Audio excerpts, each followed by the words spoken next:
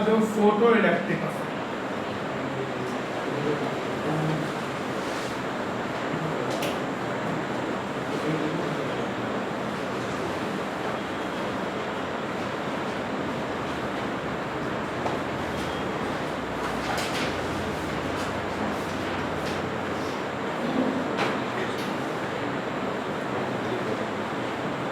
Particle nature of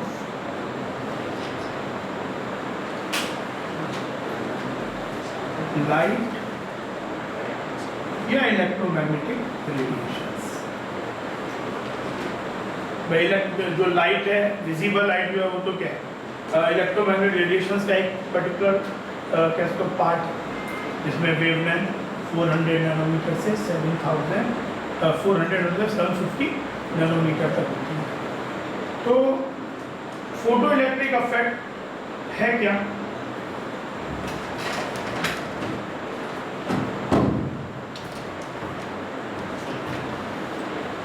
कोई अगर metal surface हमारे पास है, कोई अगर मेटल है हमारे पास, मेटल कैन बी पोटेशियम हो सकता है, लिथियम हो सकता है, सिल्वर हो सकता है, कॉपर हो सकता है, सीजियम हो सकता है। तो अगर मेटल्स को अगर हम electromagnetic radiation of some wavelength lambda, lambda तो फ्रीक्वेंसी भी होगी, सम फ्रीक्वेंसी न्यू, अगर इंसिडेंट किए जाएं, ये देखा गया कि अगर मेटल सरफेस पे electromagnetic radiations of wavelength lambda या फ्रीक्वेंसी न्यू इंसिडेंट किए जाएं तो एक पर्टिकुलर फ्रीक्वेंसी से ज़्यादा, मतलब nu should be greater than और just equal to nu naught, या वेवलेंथ एक पर्टिकुलर वेवलेंथ से कम, जिनको हम थ्रेशोल्ड फ्रीक्वेंसी या थ्रेशोल्ड वेवलेंथ कहते हैं। अभी समझ में आ गया इसका क्या मतलब है? फिर हमने ये पढ़ा है कि जो इलेक्ट्रोमैग्नेटिक रेडिएशंस हैं उनकी एनर्जी को हम कैसे देते हैं? Energy is given by H new या एच सी बाई लैम्डा, यानी फ्रीक्वेंसी जैसे जैसे बढ़ेगी एनर्जी बढ़ेगी, वेवलेंथ जैसे कम होगी एनर्जी बढ़ेगी। वेवलेंथ में एनर्जी इनवर्सली प्रोपोर्शनल है, फ्रीक्वेंसी के प्रोपोर्शनल है। तो अब कहने का मतलब यह है कि कोई अगर फोटोन या कोई भी इलेक्ट्रोमैग्नेटिक रेडिएशन एक पर्टिकुलर एनर्जी से ज़्यादा, वो particular energy metal to metal depend करती है। हर एक मेटल की अपनी कैरेक्टरिस्टिक वैल्यू होगी, उसको उस मेटल का वर्क फंक्शन कहते हैं। क्योंकि अभी धीरे धीरे उस बात पे आएंगे कि क्यों चाहिए ये चीज़। तो अगर ये वाला फोटोन जो फॉलिंग फोटोन है वो अगर उसकी एनर्जी एक पर्टिकुलर वैल्यू से ज़्यादा है, जो कि मेटल की कैरेक्टरिस्टिक वैल्यू होती है, किसी मेटल के लिए मिनिमम वैल्यू 2 इलेक्ट्रॉन वोल्ट हो सकती है, किसी के लिए 3 इलेक्ट्रॉन वोल्ट हो सकती है, किसी के लिए 1.5 हो सकती है, उसको work function of the metal बोलते हैं। तो अगर ये एनर्जी फोटोन की उस एनर्जी से ज़्यादा है तो ये देखा गया कि ये रेडिएशन जैसे इस पे इंसिडेंट होते हैं instantaneously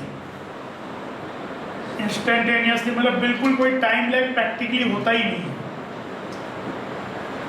electrons are emitted from the metal surface. भाई मेटल है तो मेटल के अंदर इलेक्ट्रॉन्स भी होंगे। तो जैसे ये रेडिएशन इस पे फॉल किया, अगर ये energy of photon greater than equal to W, या इसे फाई भी बोलते हैं, which is known as work function of the metal, इस क्वांटिटी को बोलते हैं work function of the metal. अगर ये एनर्जी फोटोन की इस W या फाई, जो कि मेटल की कैरेक्टरिस्टिक वैल्यू अलग अलग मेटल की अलग अलग होती है, जिस मेटल के जितनी कम होगी वो उतना अच्छा फोटो इलेक्ट्रिक मटेरियल है, उससे फोटो इलेक्ट्रॉन्स आसानी से निकल जाएंगे। तो अगर ये फोटोन की एनर्जी इस एनर्जी से ज़्यादा है वर्क फंक्शन से, तो देखा गया कि जैसे ही फॉल करते हैं इस सरफेस से फोटो इलेक्ट्रॉन्स एमिट होते हैं। फोटो इलेक्ट्रॉन्स मतलब ये इलेक्ट्रॉन ही है, लेकिन इस अफेक्ट के कारण एमिट हुए, इसलिए इसको फोटो इलेक्ट्रॉन बोलते हैं। These electrons are no way different from the electrons we know, लेकिन बस इनको फोटो इलेक्ट्रॉन्स इसलिए बोलते हैं बिकॉज दे आर एमिटेड। जैसे कैथोड रे ट्यूब में जो इलेक्ट्रॉन एमिट हो रहे थे उनका मैकेनिज्म अलग था। उसमें हम क्या करते थे, उसमें बहुत हाई वोल्टेज अप्लाई करते थे।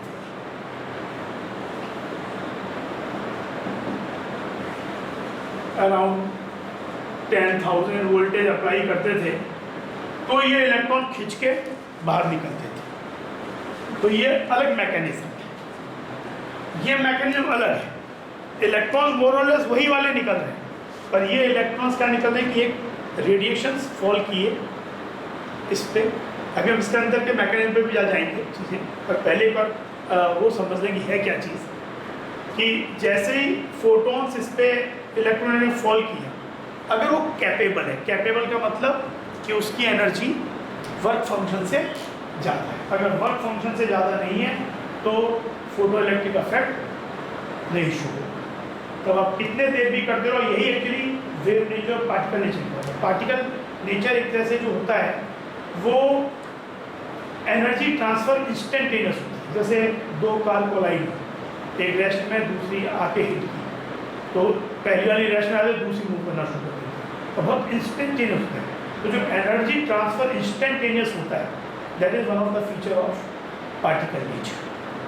तो एनर्जी या तो पूरी मिलेगी या नहीं मिलेगा। ऐसा नहीं कि जैसे मान लो मुझे let's say 2 electron volt energy चाहिए और मैं रेडिएशन फॉल कर, वेव नेचर कैसा है कि हम रेडिएशन फॉल कर रहे हैं, भाई मान लो एनर्जी कम है उसकी 0.5 है, और कोई बोले भाई ठीक है 0.5 एनर्जी एक्यूमुलेट होती जाए, धीरे धीरे जब एनर्जी 2 इलेक्ट्रॉन वोल्ट बन जाए तब एमिट होना शुरू हो जाए। नहीं, photo electric effect is an instantaneous phenomena. अगर होना है, ये इंस्टेंट मतलब अराउंड 10⁻⁹ सेकेंड का लैग होता है। मतलब अगर ये अफेक्ट शो होना है कि जैसे ये रेडिएशन पे फॉल किए इलेक्ट्रॉन्स इंस्टेंटेनियसली एमिट हो गए, अगर energy of photon work function या फाई रिप्रेजेंट करते हैं उससे ज़्यादा है, तो instantaneously electrons will be emitted. और क्योंकि ये एमिशन ऑफ इलेक्ट्रॉन्स फोटोन्स के इंटरेक्शन से हुआ है, तो इसको फोटो इलेक्ट्रॉन्स बोलते हैं। These electrons are known as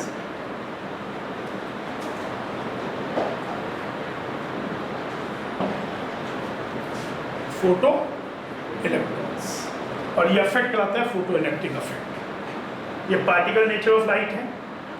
अब इसमें अगर मान लो energy of photon work function से ज़्यादा है, कम है तो शो नहीं होगा, पर ज़्यादा है तो क्या होगा। तो इतनी एनर्जी तो ये, अच्छा पहले वर्क फंक्शन क्यों चाहिए। अब एक बात समझिए, एक मेटल के लिए वर्क, ये मिनिमम एनर्जी की जरूरत है। वर्क फंक्शन क्या हुआ, it is the minimum energy needed by the photons, incident photons, to show the photoelectric effect. Why we need this minimum energy? तो एक चीज देखो कि अगर हमारे पास ये कोई मेटल सरफेस है, मेटल्स में हम जिन इलेक्ट्रॉन्स में जो इलेक्ट्रॉन्स फोटो इलेक्ट्रॉन्स बनते हैं, वही इलेक्ट्रॉन्स मेटल्स की कंडक्टिंग प्रॉपर्टी के लिए रिस्पॉन्सिबल होते हैं। मेटल्स क्या होते हैं, गुड कंडक्टर होते हैं, तो उन्हें अगर वायर की तरह यूज़ किया जाए तो उनके थ्रू करंट फ्लो कर सकता है, इलेक्ट्रॉन्स फ्लो कर सकते हैं। तो जो कंडक्शन इलेक्ट्रॉन होते हैं, जैसे एक तो क्या हुआ इलेक्ट्रॉन जो कि ऑर्बिट्स के अंदर होते हैं, लेकिन एक होता है जब मेटल का बैंड्स के टर्म में एक थ्योरी होती है, तो उसमें एक होता है कंडक्शन बैंड, एक होता है वैलेंस बैंड।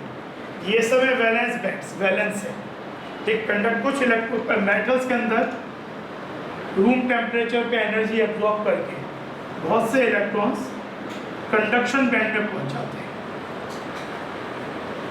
और यही वो इलेक्ट्रॉन्स होते हैं जो कि कंडक्टिंग प्रॉपर्टी ऑफ मेटल के लिए रिस्पॉन्सिबल होते हैं। पर ये कंडक्शन बैंड में पहुंच जाते हैं, पर still they are not free मतलब completely free from the metal.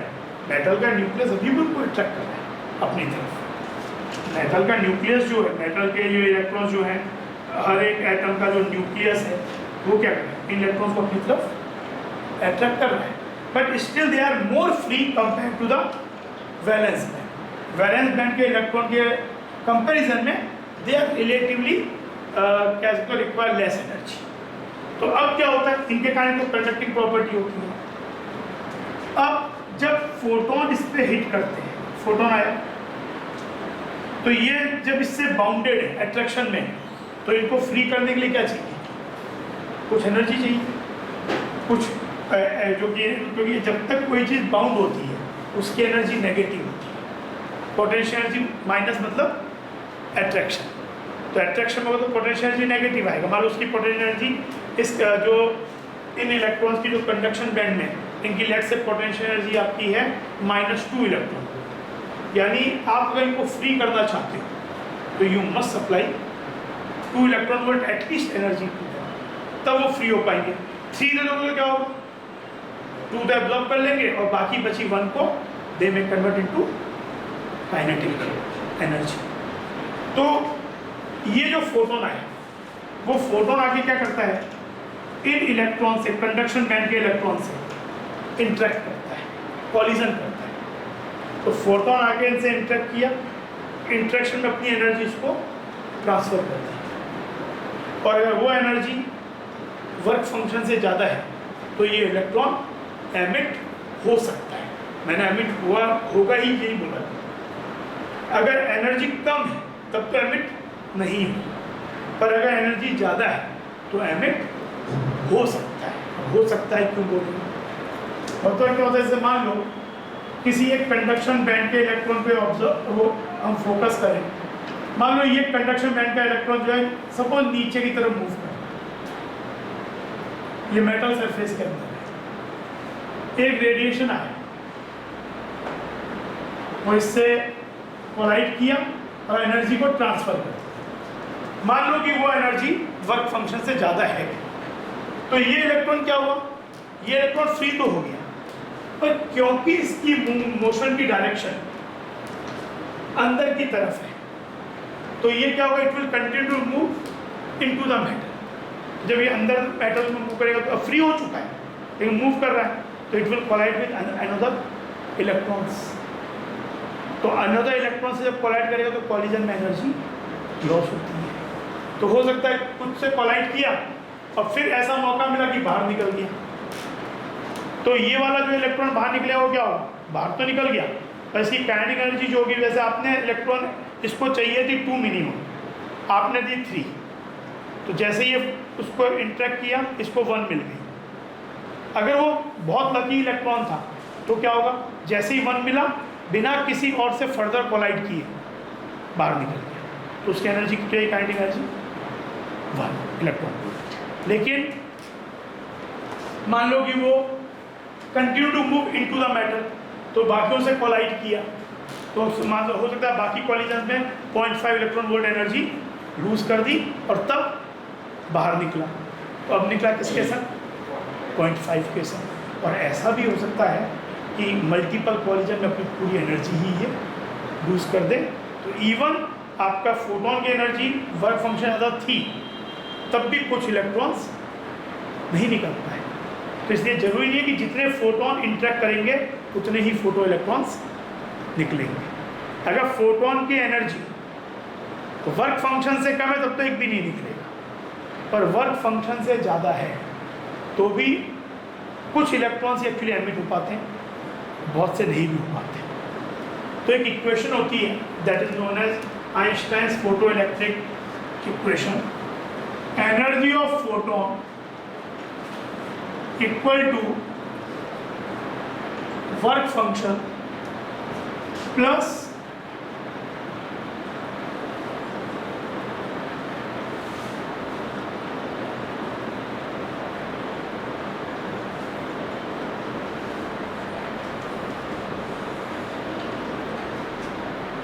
Energy of photon equal to work function of the metal. ये किसकी प्रॉपर्टी है,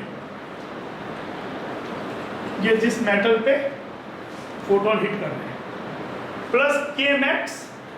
अब इस के मैक्स को समझो, टेक्स्ट बुक में एनसीआर जो केमिस्ट्री में केवल के ही लिखी है, फिजिक्स में फिर भी वो उसको एक्सप्लेन करते हैं, केमिस्ट्री में केवल के लिखा, पर ये केवल के नहीं है, ये के मैक्स है। के मैक्स का मतलब, अच्छा पहली बात तो to show the photo electric effect, to show photo electric effect EP should be greater than या just equal to 5 work function. उसी समय ये मिलता है, बाद में ये वाला चीज बाद में लिखेंगे, पर पहले EP greater equal to 5 होना चाहिए, यानी HC by lambda greater than equal to 5 या H nu greater than equal to 5। ठीक है, समझ में बात? अगर ऐसा है तब तो फोटो इलेक्ट्रिक इफेक्ट शो होगा। और उसके बाद ये जो काइनेटिक एनर्जी है, क्योंकि it is about energy conservation है यहाँ पे, क्या एनर्जी ऑफ फोटोन EP है, 5 वर्क फंक्शन है, तो अगर प्लस बैलेंस करके लिख रहा हूँ तो वहाँ के क्या जो इनका डिफरेंस होना चाहिए, पर ये के मैक्स है, ये उस इलेक्ट्रॉन की बात हो रही है जो मोस्ट लकी इलेक्ट्रॉन है, जो कि बिना कोई फर्दर एनर्जी लूज किए बाहर निकल गया। कोई अगर पूछे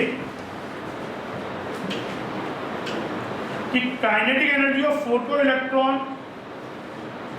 क्या होगी जब energy of photon work function से ज्यादा है या इक्वल है, तो kinetic of photo electron actually can be anything between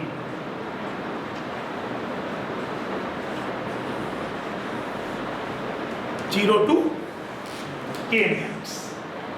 जो सबसे लकी इलेक्ट्रॉन्स हैं जिन्हें जो कि फोटोन से इंटरेक्ट किए, फोटोन ने अपनी एनर्जी उन्हें ट्रांसफर की और बिना कोई फर्दर कॉलिजन के वो भाग निकले, तो उनकी काइनेटिक एनर्जी तो क्या होगी, के मैक्स हो गई EP-5। कुछ ऐसे हुए कि कुछ लूज करके बाहर निकल गया, वो कुछ लूज कुछ भी हो सकता है, कोई मतलब, क्योंकि जो फोटोन्स स्ट्राइक करेंगे, फोटोन्स जो निकलेंगे, फोटो इलेक्ट्रॉन जो निकलेंगे, they are very large in number. तो आप ये कह सकते हो प्रैक्टिकली हर तरीके की काइनेटिक एनर्जी मिल जाएगी। किसी ने 10% लूज किया, किसी ने 9% लूज किया, किसी ने 50% लूज किया, किसी ने 100% लूज किया, वो निकल ही नहीं पाए। इसीलिए इन जनरल ऐसा नहीं होता है कि 100 कैपेबल फोटोन हिट करें तो 100 फोटो इलेक्ट्रॉन्स निकलेंगे। इनफैक्ट उसको बोलते हैं efficiency of photo electric effect. अगर energy of photon higher than work function है, उसके बाद एफिशिएंसी का मतलब क्या है, number of photo electrons emitted divided by number of photons incident in 200, and usually that value is found very small. कभी का 0.01%, 0.01% वाला क्या हुआ कि 100 फोटोन्स हिट किए कैपेबल, तो केवल 0.01 रेशियो में इलेक्ट्रॉन्स निकले। तो आप पहले निकालो कितने फोटोन हिट कर रहे हैं, फिर उस जो एफिशिएंसी है उसे मल्टीप्लाई करके परसेंटेज में यू विल से कि इतने इलेक्ट्रॉन्स एमिट हो पा रहे हैं। और तो वो जो फोटो इलेक्ट्रिक इफेक्ट की एफिशिएंसी का मतलब क्या है, number of photo electrons emitted by number of photons incident into. And अगर फोटोन कैपेबल नहीं है तब तो बात ही खत्म हो गई। अगर energy of photon he less than 5 है तब तो बात ही खत्म हो गई, तब तो एमिशन होगा ही नहीं। तो अगर कैपेबल है, energy of photon higher than work function है, देन क्या होगा, तब भी सब photons will not be able to emit photo electrons. बहुत कम परसेंटेज ही फोटो इलेक्ट्रॉन एक्चुअली एमिट होंगे, बाकी क्या होंगे, मल्टीपल कॉलिजन में अपनी एनर्जी यूज कर देंगे। Work function is a characteristic property of the matter and it is the minimum energy needed for incident photon to emit या to free that electron from the metals boundings, metals attraction. ठीक है ना, तो ये हुआ।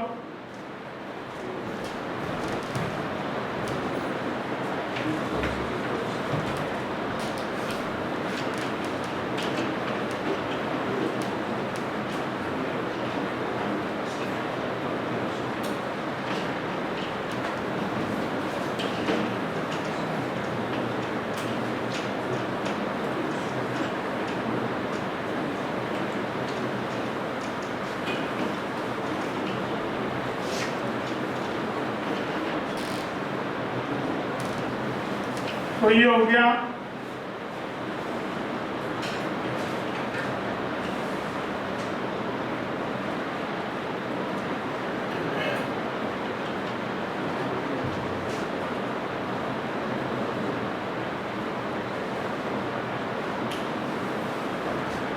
इसको H new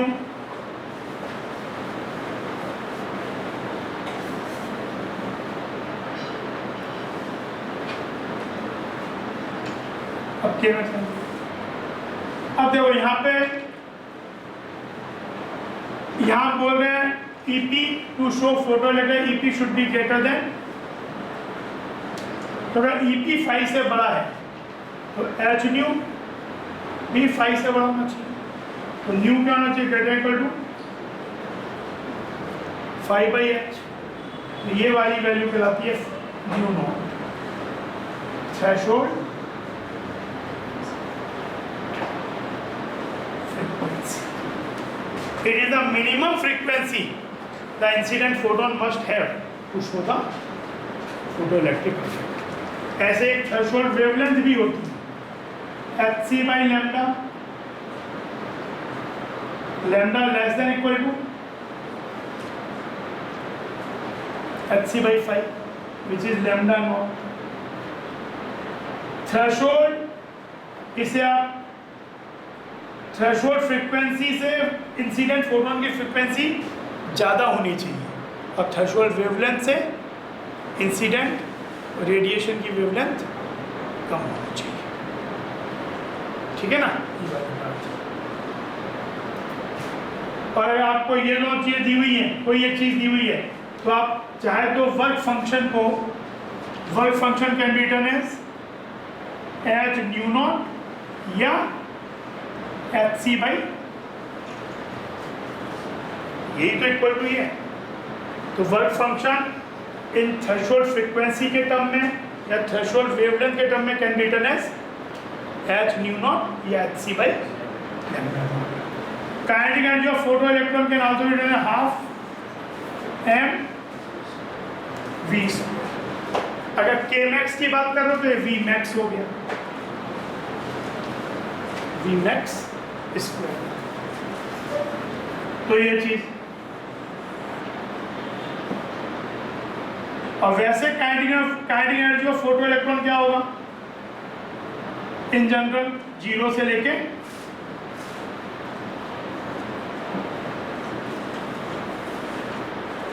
k max के बीच, anything between 0 to k max। ये चीज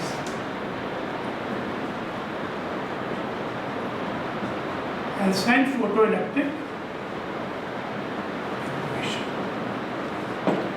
अच्छा, अब एक चीज देखो,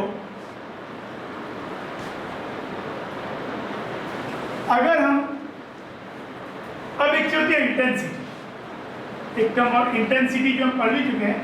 और फोटोन थ्योरी में इंटेंसिटी का यूजुअली मीनिंग क्या होता है? इंटेंसिटी तो ये एनर्जी पर सेकेंड पर एरिया। तो जब फोटोन थ्योरी के फोटो इलेक्ट्रिक में बात करते हैं, वैसे तो इंटेंसिटी बढ़ाने का मतलब क्या है? आपको एनर्जी पर सेकेंड पर एरिया बढ़ाना है। तो अगर मैं फ्रीक्वेंसी बढ़ाऊंगा तब भी एनर्जी बढ़ती है। फोटोन की एनर्जी क्या है? फ्रीक्वेंसी के प्रोपोर्शनल। तो फ्रीक्वेंसी बढ़ाने से भी एनर्जी बढ़ती है। लेकिन फोटोन थ्योरी में अगर बहुत एक्सप्लिसिटली कहीं इस तरह से बोला नहीं हो कि लग रहा है कि नहीं यहाँ पे एनर्जी बढ़ना मतलब न्यू के बारे में बात कर रहे हैं। अदरवाइज फोटोन थ्योरी में जब हम फोटोन पढ़ते हैं तो इंटेंसिटी बढ़ाने का ज़्यादातर मतलब होता है कि जो नंबर ऑफ फोटोन्स हैं वो ज़्यादा करते हैं। मान लो कि मेरे पास पहले एक सोर्स से, आपका कोई एक सोर्स था जिससे रेडिएशंस निकल रहे थे जिनकी फ्रीक्वेंसी न्यू थी। अब मैंने मान लो कि उसी मेटल सरफेस पे सेम सोर्स एक और लगा दिया। मतलब जैसे एक बल्ब सोच लो, कोई एक बल्ब है, उससे फ्रीक्वेंसी न्यू के रेडिएशन एक मेटल सरफेस पे फॉल कर दो। तो अगर इससे number of photon suppose n naught आ रहे हैं तो n नॉट फोटोन्स इस पे हिट कर रहे हैं इतने एरिया पे। अब मान लो मैंने एक और सोर्स, सेम सोर्स इधर फोकस कर दिया, तो अब क्या हो गया, अगर इससे एन नॉट आ रहे थे तो इससे एक एन नॉट और आ जाएंगे, तो नंबर ऑफ फोटॉन्स क्या होगा, इंसिडेंट बढ़ गए, तो एनर्जी यहाँ बढ़ गई, इंटेंसिटी बढ़ गई, एनर्जी पर सेकेंड बट एरिया बढ़ गई। हमने लास्ट क्लास में number of photons per second निकाले भी थे। मान लो इस वाले बल्ब से N naught photons per second है, सेम बल्ब और लगा दें तो क्या हो जाएगा, N naught photons per second और हो जाएगा, एरिया वही रही तो इंटेंसिटी क्या हो जाएगी, डबल हो जाएगी। पहले उसको एन नॉट की एनर्जी पर सेकेंड मिल रही थी, अब 2 एन नॉट की एनर्जी मिल रही है, तो इंटेंसिटी बढ़ गई। पर ये जो इंटेंसिटी बढ़ी इसमें क्वालिटी ऑफ फोटोन सेम, कोई फ्रीक्वेंसी नहीं चेंज की। अगर मान लो ये वाला फोटोन, सपोज ये एक बल्ब है, वो किसी मेटल सरफेस पे हम उससे रेडिएशंस को फोकस कर रहे हैं और उसकी जो फ्रीक्वेंसी है रेडिएशंस की, मोनोक्रोमेटिक रेडिएशन जो आ रहे हैं उनकी फ्रीक्वेंसी मान लो न्यू नॉट से कम है, तो बल्ब से फोटोइलेक्ट्रिक इफेक्ट शो नहीं हो पाएगा, that matter will not emit photo electrons. अब कोई बोलेगी नहीं भाई ऐसे एक और बल्ब लगा दो और एनर्जी दे दो, तो भी नहीं होगा, क्योंकि you are not changing the quality of photo. अगर आपको फोटो इलेक्ट्रिक इफेक्ट शो करना है तो यू हैव टू एंश्योर कि इंसिडेंट फोटोन की जो फ्रीक्वेंसी है वो थ्रेशोल्ड से ज़्यादा, इससे फ़र्क नहीं पड़ता। या कोई बोले भाई ठीक है अभी नहीं और निकल रहा है, 3 घंटे बाद निकल जाए, एनर्जी इस पर फॉल करते रहो, कुछ देर बाद एनर्जी एक्यूमुलेट होकर निकल जाएगा, नहीं। और यही एक्चुअली बता रहा है difference between wave nature and particle nature, कि अगर होना है तो इंस्टेंटेनियस होगा। आप नंबर ऑफ फोटोन्स बढ़ा दो पर क्वालिटी नहीं चेंज करो, तो no matter how many photons you strike it will not show photo electric effect. अच्छा, इंटेंसिटी, जब हम इंटेंसिटी इस तरीके की बात करते हैं तो वो ब्राइटनेस के प्रोपोर्शनल है। तो अगर एक लाइट है जो कि कम इंटेंस है, मतलब ब्राइट कम है और उसकी फ्रीक्वेंसी थ्रेशोल्ड से ज़्यादा है, तो even a faint light will be able to show photo electric effect. हाँ, उसमें नंबर ऑफ फोटॉन्स कम हिट कर रहे हैं तो इन रिटर्न फोटो इलेक्ट्रॉन्स कम एमिट होंगे, लेकिन एमिट उससे हो जाएंगे। वहीं तक आप एक बहुत ब्राइट लाइट है तो उसकी फ्रीक्वेंसी थ्रेशोल्ड से कम है, तो no matter how bright that light is it will not show photo electric. And if you even make it brighter by using the same quality of photon but number of photons बढ़ा रहे हैं, आप मान लो कि 40 जो आपके पास एक बल्ब है, उस बल्ब में suppose it emits red light और आपको चाहिए, क्योंकि रेड लाइट की वेवलेंथ सबसे ज़्यादा होती है तो एनर्जी सबसे कम होगी विजिबल रीजन में, और आपको सपोज येलो लाइट से एमिशन होता है, तो आप उस सोर्स को कितने भी लगा दो उस मेटल सरफेस पे 100 बल्ब भी फोकस कर दोगे रेड लाइट होंगे तो it will not show photo electric effect. हाँ, लेकिन अगर आप एक सिंगल बल्ब भी मान लो उसका जो वेवलेंथ है येलो लाइट से वो निकल जाता है, अब एक बल्ब भी लगाओगे तो भी उससे फोटो इफेक्ट शो हो जाएगा। तो फोटो इलेक्ट्रिक इफेक्ट शो होना इंटेंसिटी पे डिपेंड नहीं करता, न्यू पे डिपेंड करता है, लैम्डा पे डिपेंड करता है, ब्राइटनेस ऑफ द सोर्स पे डिपेंड नहीं करता। Even a faint light can show photo electric effect और even a very bright light may not be able to show photo electric effect. फिर जो के मैक्स है, के मैक्स भी किस बात पे डिपेंड करता है, के मैक्स किस पे डिपेंड करता है, ईपी पे और फाई पे। जब तक मेटल नहीं बदलोगे फाई नहीं बदलेगा, और जब तक फोटोन की क्वालिटी नहीं चेंज करोगे ईपी नहीं बदलेगा, एच बाई लैम्डा या एच नहीं। तो अगर आपका फोटोन नहीं बदला है और मेटल वही है तो K max will remain same whether you use N naught number of photons और 2 N naught number of photons. आप एक बल्ब यूज़ करो, 10 बल्ब यूज़ करो, उससे फ़र्क क्या पड़ेगा। अगर फोटो इलेक्ट्रिक इफेक्ट शो हो रहा है तो मोर इंटेंसिटी से फ़र्क ये पड़ेगा कि जितना ज़्यादा आप इंटेंसिटी बढ़ाते जाओगे आपका इन रिटर्न फोटो इलेक्ट्रॉन्स का जो नंबर है वो बढ़ता जाएगा। फिर कोई बोले कि 100 फोटोन हिट करते हैं कैपेबल और एमिट होता है 5 इलेक्ट्रॉन, 5 इलेक्ट्रॉन एमिट जाते हैं, तो एफिशिएंसी 5% होगी।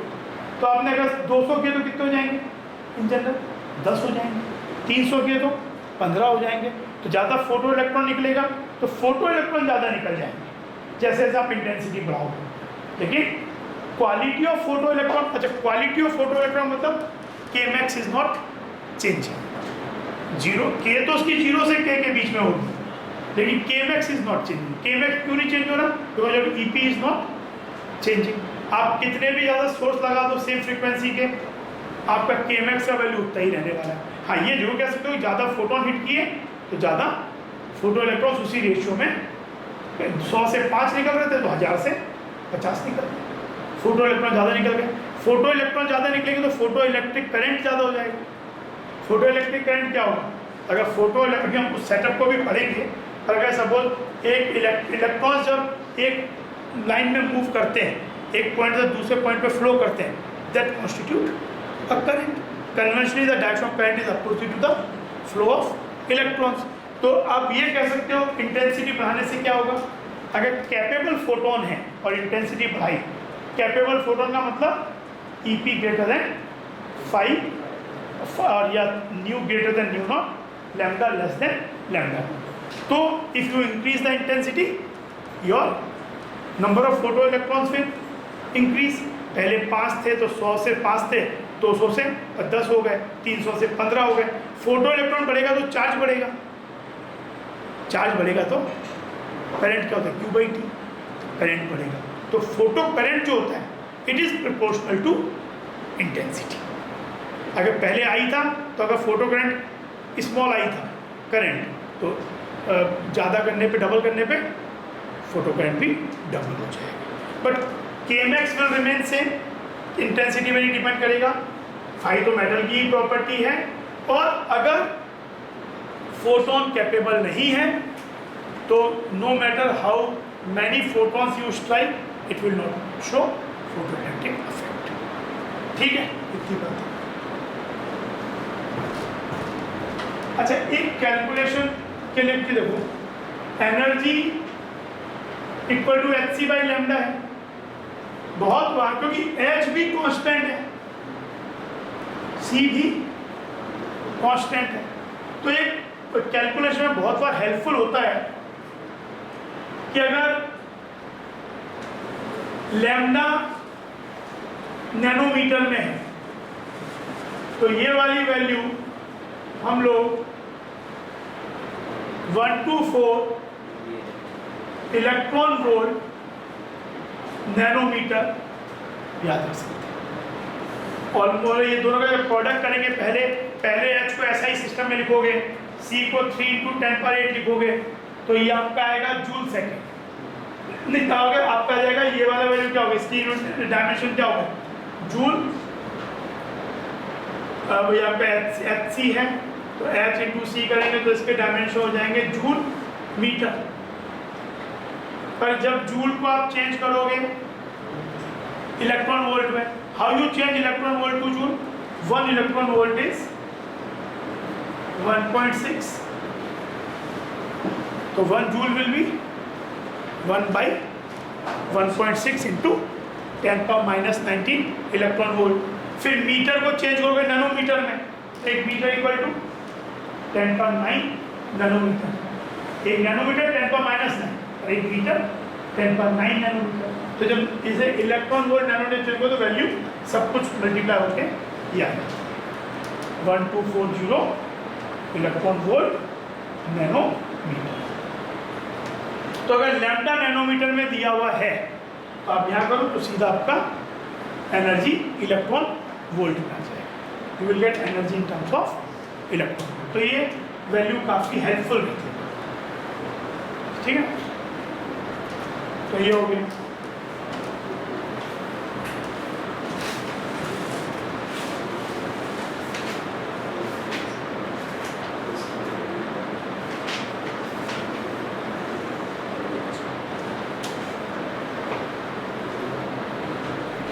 अब जैसे एक question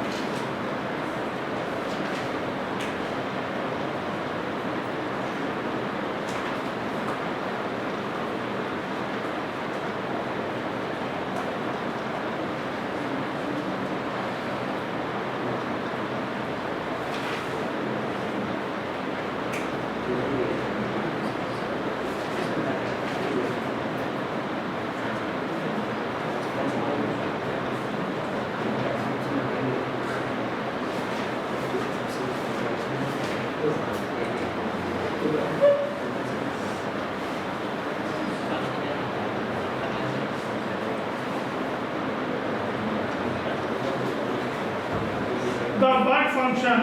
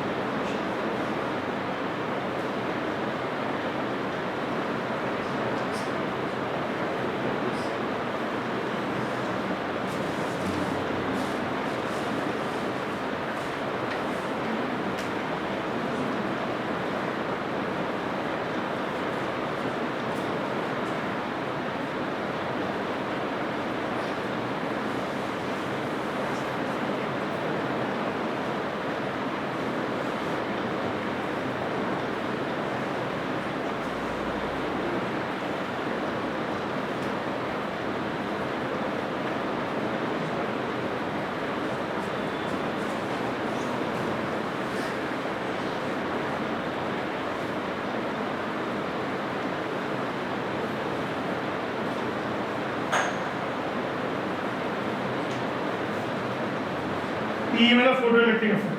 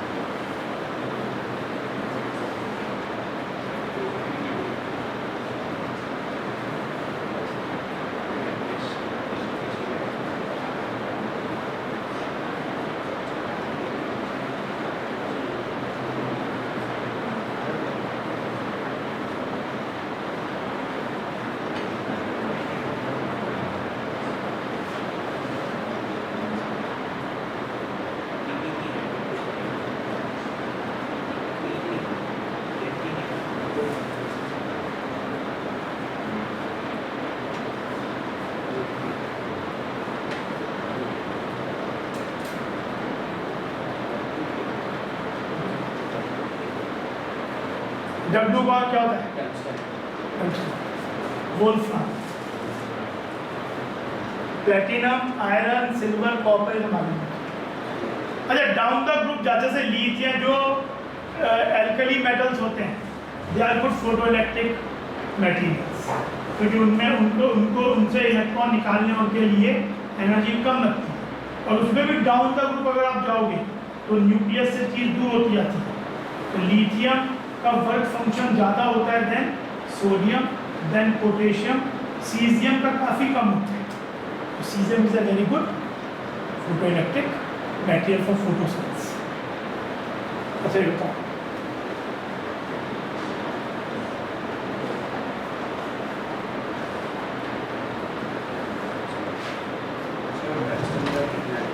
four point seven five, उससे पहले 6.3।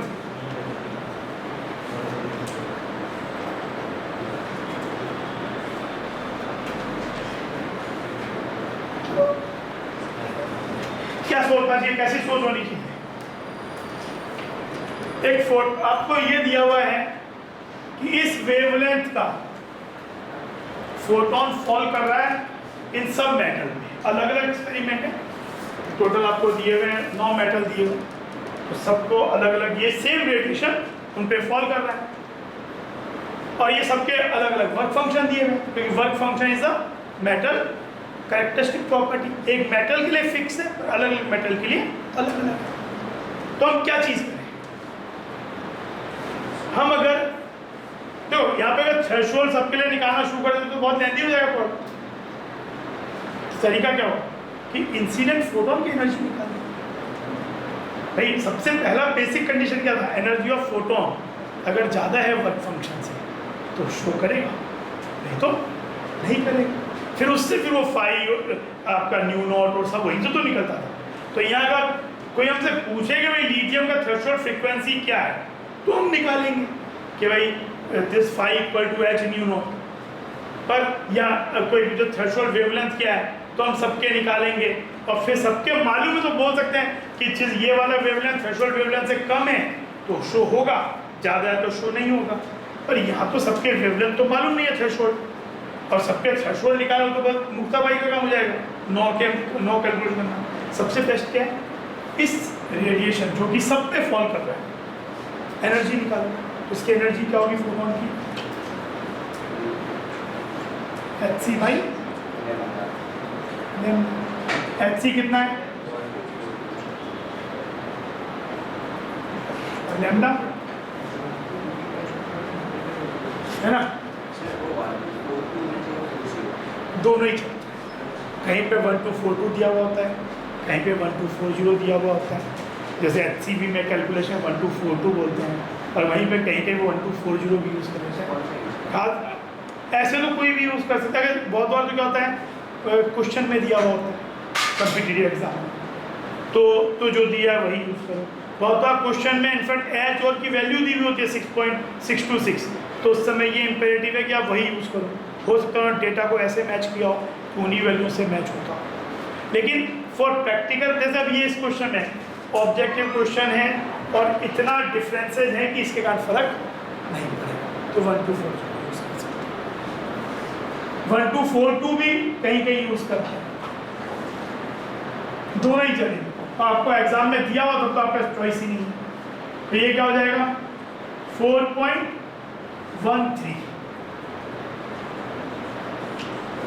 है ना, 4.13 eV, यानी incident photon has energy 4.13 eV। तो कौन कौन से metal photo electric effect show कर पाएंगे, कौन से नहीं कर पाएंगे। फोटो इलेक्ट्रिक इफेक्ट के लिए क्या था, incident photon should have higher energy than work function. तो जिनका वर्क फंक्शन इनसे कम है उनसे शो होगा, और जिनका वर्क फंक्शन इससे ज़्यादा है उससे फोटो कम नहीं निकलता।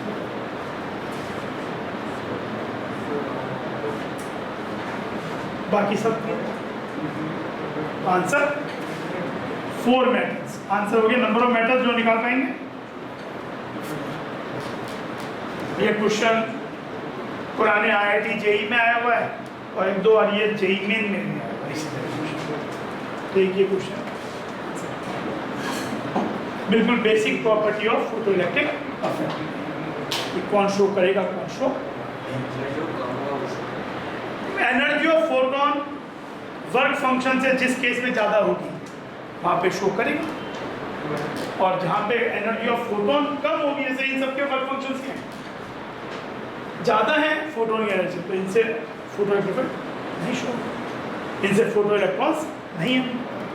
तो ये आपको मिनिमम, इसका मतलब ही क्या है, you need minimum energy this much to show photo electric effect. आपकी एनर्जी तो इतनी, ठीक है। कुछ पूछना है,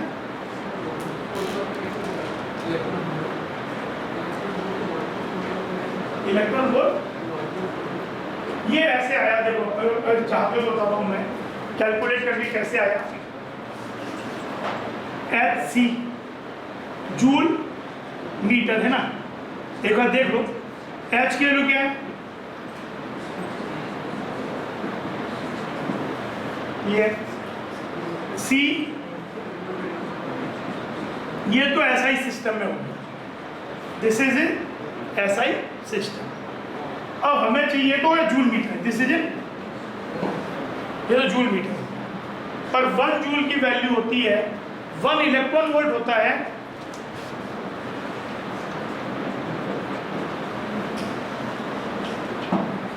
1.6 इंटू 10⁻⁻90 जूल। तो 1 जूल कितना हो जाएगा, 1 बाई ये चीज, और मीटर कितना हो जाएगा 10⁻9 नैनोमीटर। तो ये हो जाएगा इलेक्ट्रॉन वोल्ट। ये वैल्यू सॉल्व करो, 9 और 8 क्या हो गया 17 ये ऊपर जाके 19 प्लस 17 हो गया 36, तो ये 100 हो जाएगा 10 प्लस 34 इंटू 10 प्लस 36, तो 100, तो ये 6 पॉइंट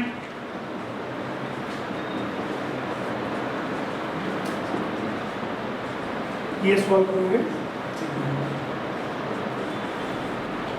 24 जो आएगा इसके आसपास इलेक्ट्रॉन वोल्ट।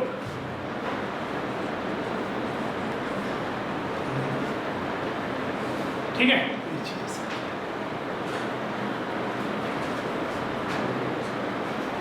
तो ये 6.6 बाई 1.6 क्या होगा? Near about 4, near about 4 into 3 12 के आसपास, फिर वो इंटू 100 करेंगे तो 12 1 2, इसी में पूरा सॉल्व करने पे 1 2 4 2 पॉइंट समथिंग ऐसा है। ठीक है, अगला देखो क्वेश्चन।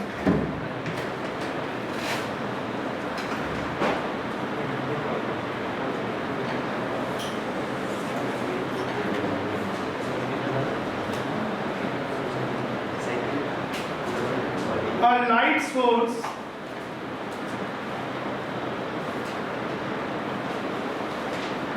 of wavelength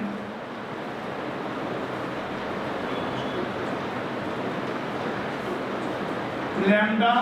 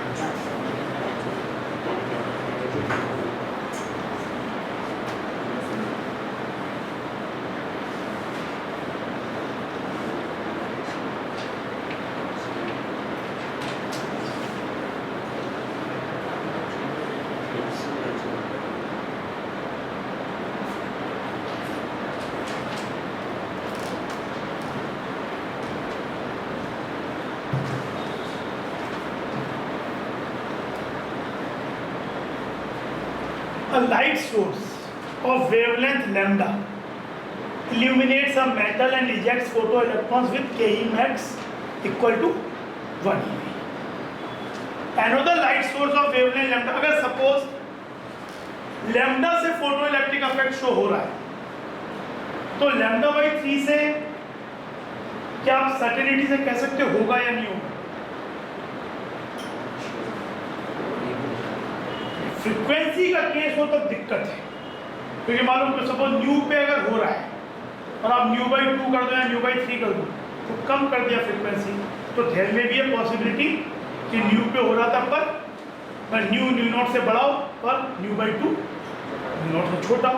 पर मैं लैम्डा के केस में तो बात अलग है। लैम्डा के केस में क्या है, लैम्डा जितना छोटा होगा एनर्जी उतनी बढ़ेगी, तो अगर लैम्डा से एमिट होता है तो लैम्डा बाई 3 से डेफिनेटली होगा ही, कोई इशू नहीं। वेवलेंथ के लिए सिचुएशन क्या है, for to show photo electric effect wavelength of photon should be less than threshold. तो अगर लैम्डा वाला शो कर पा रहा है तो लैम्डा बाई 3 वाला शो कर ही पाएगा। न्यू वाला शो कर पा रहा है तो 2 न्यू वाला डेफिनेटली शो कर पाएगा।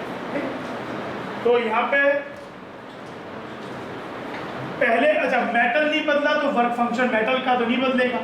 पहली इक्वेशन हो जाएगी Hc by lambda according to the question, first condition है इज 5 प्लस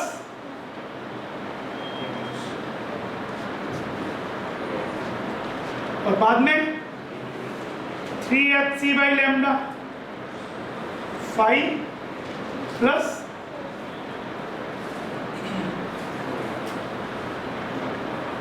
तो 3 से मल्टीप्लाई कर दो पूरे को और इक्वल कर दो या डिवाइड कर दो, जैसे चाहे जो मन में। आपको एक तरह से 5 रखना है, मतलब you have to make a relation between 5, तो क्या हो जाएगा ऐसा सोच दो कि 3Hc बाई लैम्डा क्या है 5 प्लस 1 इक्वल टू 5 प्लस, तो ये क्या हो गया 3 minus 5 is 4 minus 3 2 equal to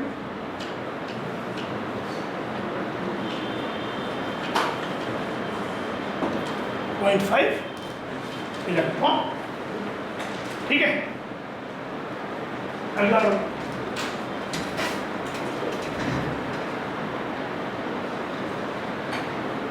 समझ।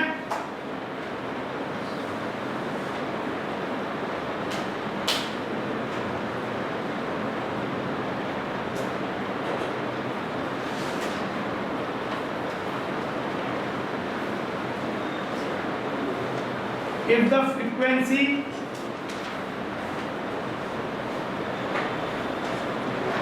of light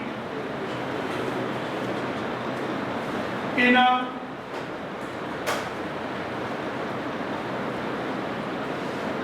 photoelectric experiment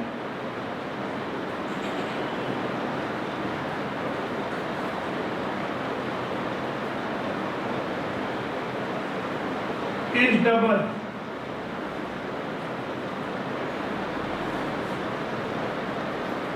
the maximum Ke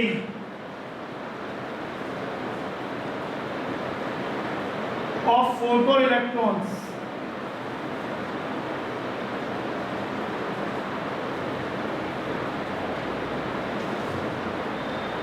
will be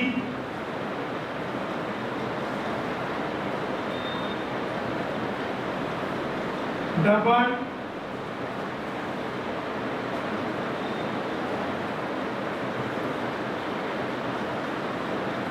half more than double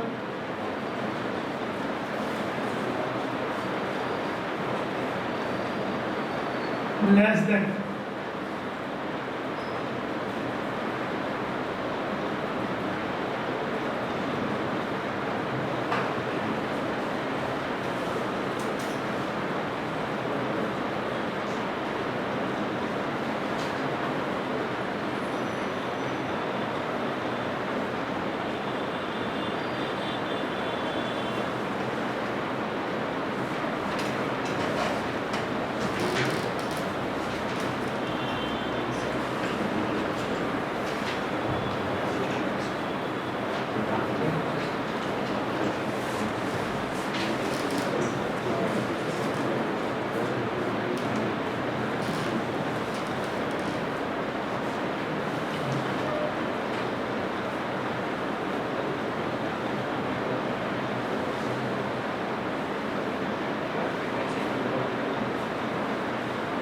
mathematics solve करने से मतलब इक्वेशन होना रिलेशन मैथमेटिकली समझ में आए।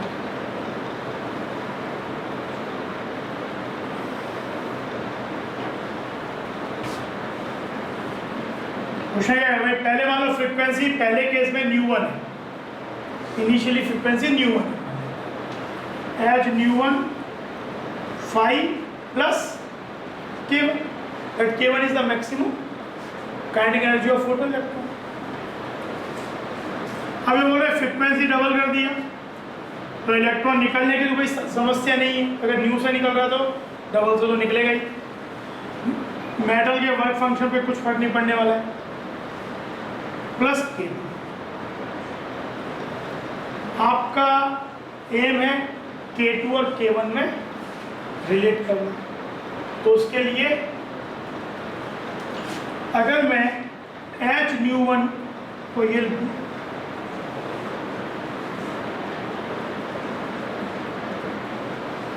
ऐसा हो जाएगा है ना। From these two we can write this twice H nu one is 5 plus K1, तो ये हो गया 2K1 2 5 minus 5। How will you read this expression, क्या बोलोगे? 5 की वैल्यू जो भी होगी पॉजिटिव होगी, वर्क फंक्शन है, नेगेटिव तो नहीं हो सकता, आपको कुछ ना कुछ एनर्जी देनी ही पड़ेगी। ये तो पॉजिटिव वैल्यू है, तो इस चीज़ को आप क्या रीड करोगे कि जो K2 है वो K1 का डबल होगा और उससे भी थोड़ा ज़्यादा हो गया। 2K1 तो है ही, लेकिन उसमें भी कुछ एक्स्ट्रा ऐड हो गया, तो योर आंसर देखिए। इनफैक्ट अगर आप थ्राइस करते, अगर आप इसको थ्राइस करते तो यहाँ वैल्यू आ जाता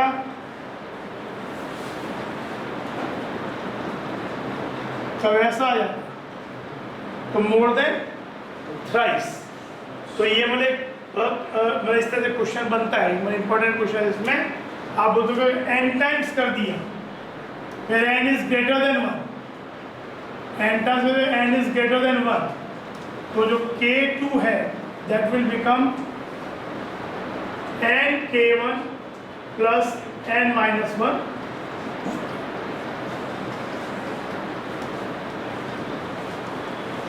when greater than n is greater than 1। तो अगर आपने फ्रीक्वेंसी को n टाइम्स कर दिया which is n is more than 1, तो your new kinetic energy will be more than n times of original kinetic energy.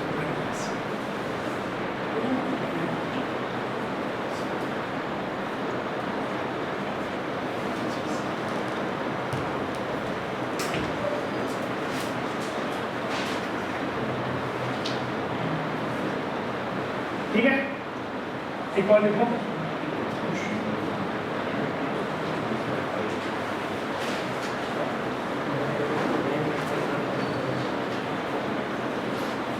A metal surface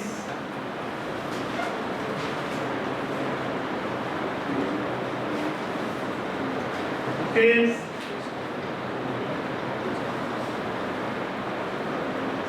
illuminated by light of two different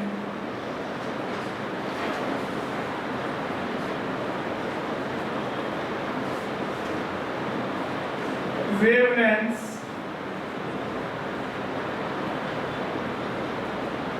to 248 nanometer and 310 nanometer.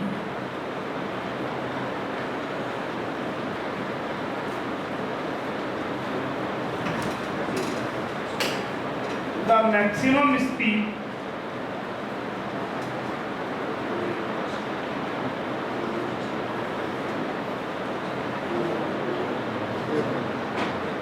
of the photoelectrons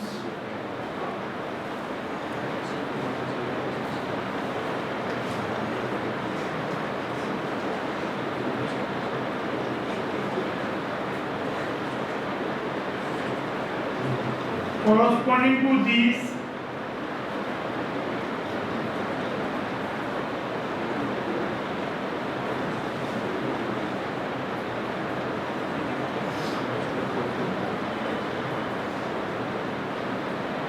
U1 and U2 respectively, if the ratio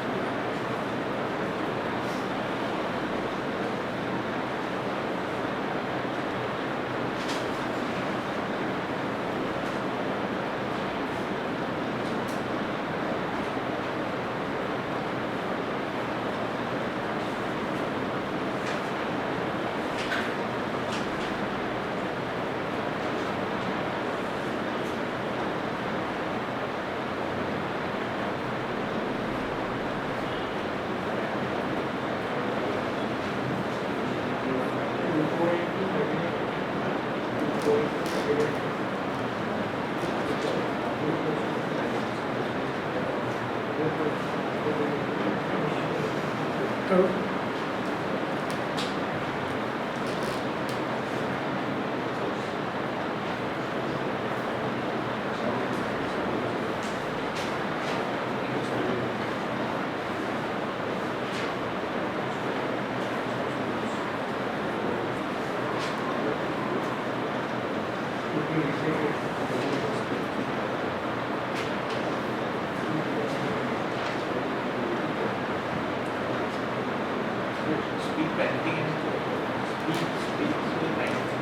speed क्या बोले हाँ, जो आपको वो जो के होता था ना, ये क्या दिया हुआ है द मैक्सिमम स्पीड, मतलब you can the maximum energy half m u. तो आपका पहले केस में k1 है तो उसका हो जाएगा हाफ एम के साथ mass of air.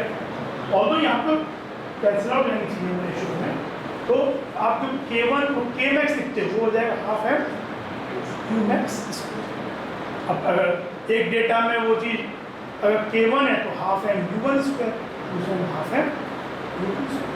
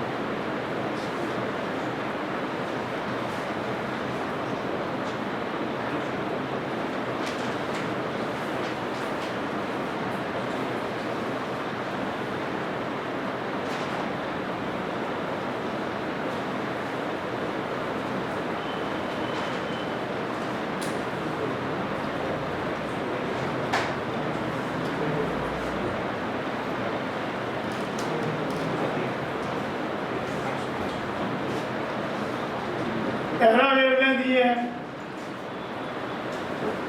HC by lambda 1 phi plus half m U1 square 1240 248 phi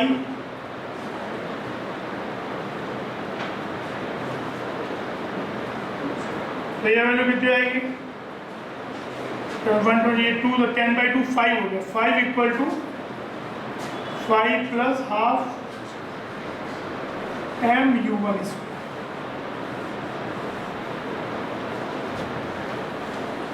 है ना। HC बाई एनोडेक्स में HC बाई लैम्डा 2, मेटल तो बदला नहीं तो वही रहेगा, हाफ m U2 स्क्वायर 1240 310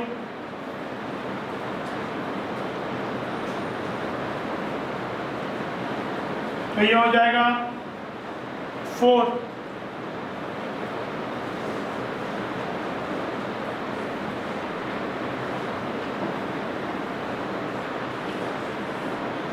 देखिए देखो यहाँ पे हम इसे लिख सकते हैं 5 minus 5 is half m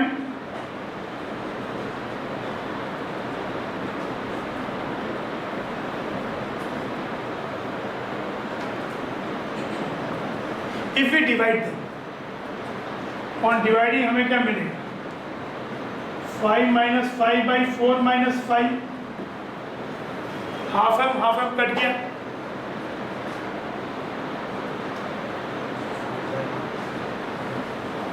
U1 by U2 का whole square and U1 by U2 क्या है 2:1 यानी स्क्वायर विल बी 4 होगा।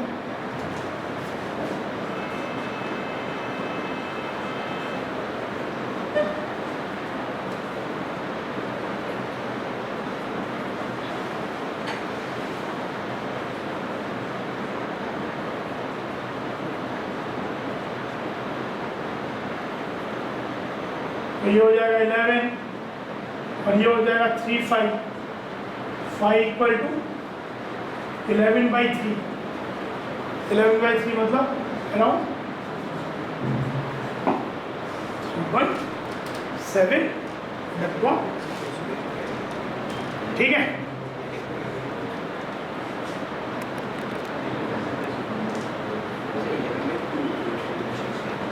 देखो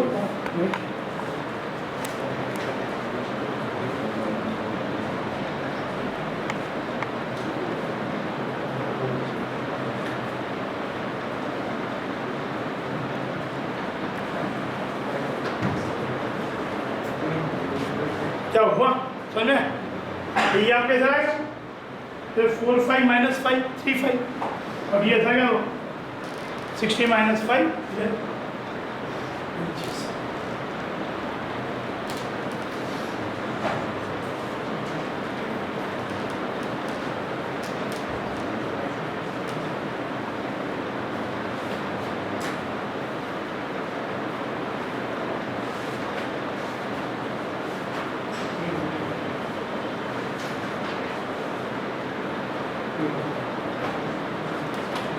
ठीक है।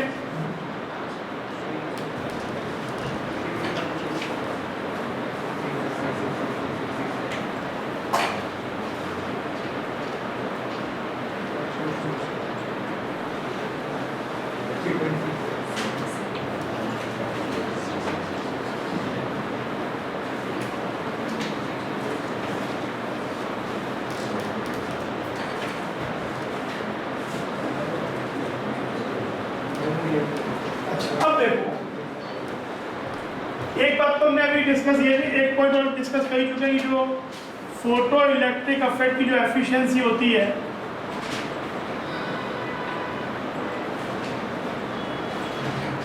या efficiency of photo electric effect होती है is number of photo electrons emitted number of, in fact पर सेकेंड भी कह सकते हो, दोनों पर से मतलब दोनों सेम टाइम में होना चाहिए ना एनालिसिस। अब ऐसा नहीं कि फोटोन 100 घंटे में देखना और फोटो इलेक्ट्रॉन्स का एमिशन 10 मिनट में देखना, सेम टाइम इंटरवल में। नंबर ऑफ फोटॉन्स इंसिडेंट पर सेकेंड इनटू, और ये सब तब जब ईपी ग्रेटर है, अगर ईपी फंक्शन ज़्यादा ही है तब तो कोई मतलब ही नहीं, तो इलेक्ट्रॉन निकलेगा ही नहीं। तो ये फोटो करंट, जो फोटो इलेक्ट्रॉन्स हैं अगर वो एक पॉइंट से दूसरे पॉइंट मूव करते हैं तो देखिए फोटो करंट, उसको फोटो, मतलब एक्चुअली पर्पस तो यही है, प्रैक्टिकल पर्पस तो एक्चुअली यही है कि सोलर सेल और जो बना रहे हैं उसमें मेन पर्पस ये है कि जो फोटो इलेक्ट्रॉन्स निकलते हैं, हम इलेक्ट्रॉन भाई अल्टीमेटली क्या इलेक्ट्रिसिटी चाहिए, तो इलेक्ट्रिसिटी के लिए कहीं ना कहीं से इलेक्ट्रॉन्स को निकालना है। तो अगर यहाँ से हम इलेक्ट्रॉन निकाल सकें फोटो सेल से और उन इलेक्ट्रॉन्स को फिर मूव कर सकें तो वो हमें इलेक्ट्रिसिटी दे देंगे। तो अब इसमें फोटो इलेक्ट्रिक इफेक्ट पे अच्छा हमने देखा what is effect of intensity, क्या होता है इफेक्ट ऑफ इंटेंसिटी मतलब ब्राइटनेस।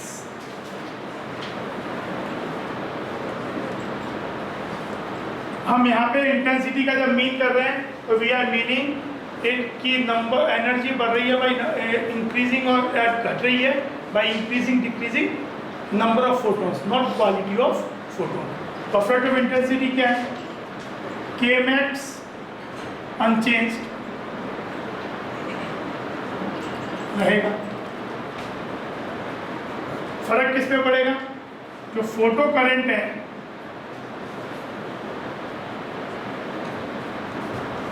जब EP ग्रेटर देन I है, फोटो करंट प्रोपोर्शनल टू, जितना ज़्यादा इंटेंसिटी बढ़ेगा उतना ज़्यादा नंबर ऑफ इलेक्ट्रॉन्स एमिटेड उसी रेशियो में बढ़ेगा और फोटो करंट भी चार्ज बढ़ेगा तो Q/T भी बढ़ेगा। Photo current proportional to intensity. And if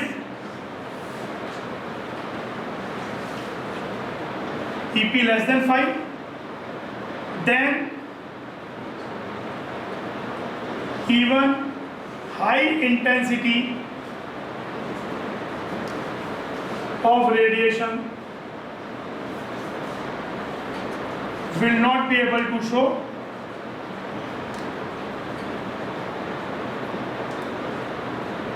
photoelectric।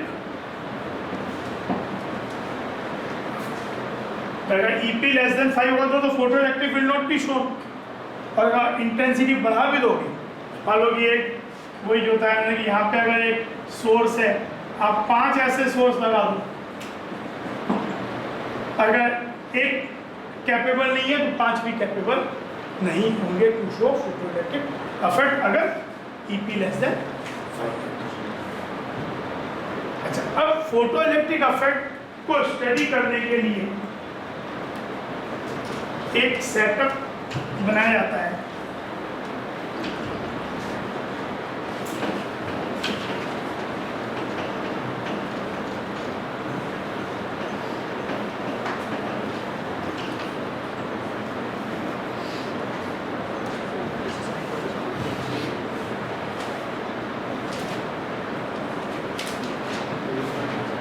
ये ग्लास ट्यूब होती है, ग्लास ट्यूब टाइप का होता है ग्लास मटेरियल जिससे अगर रेडिएशन पास कर सकते हैं, ट्रांसपेरेंट होता है।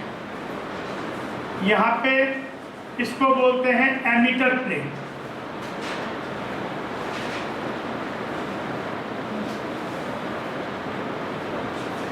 और यहाँ पे हम रेडिएशन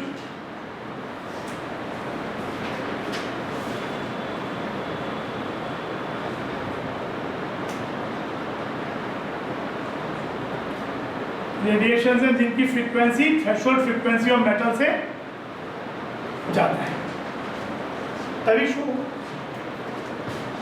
यहाँ पे प्लेट है, इसको एमिटर प्लेट, ये कलेक्टर प्लेट।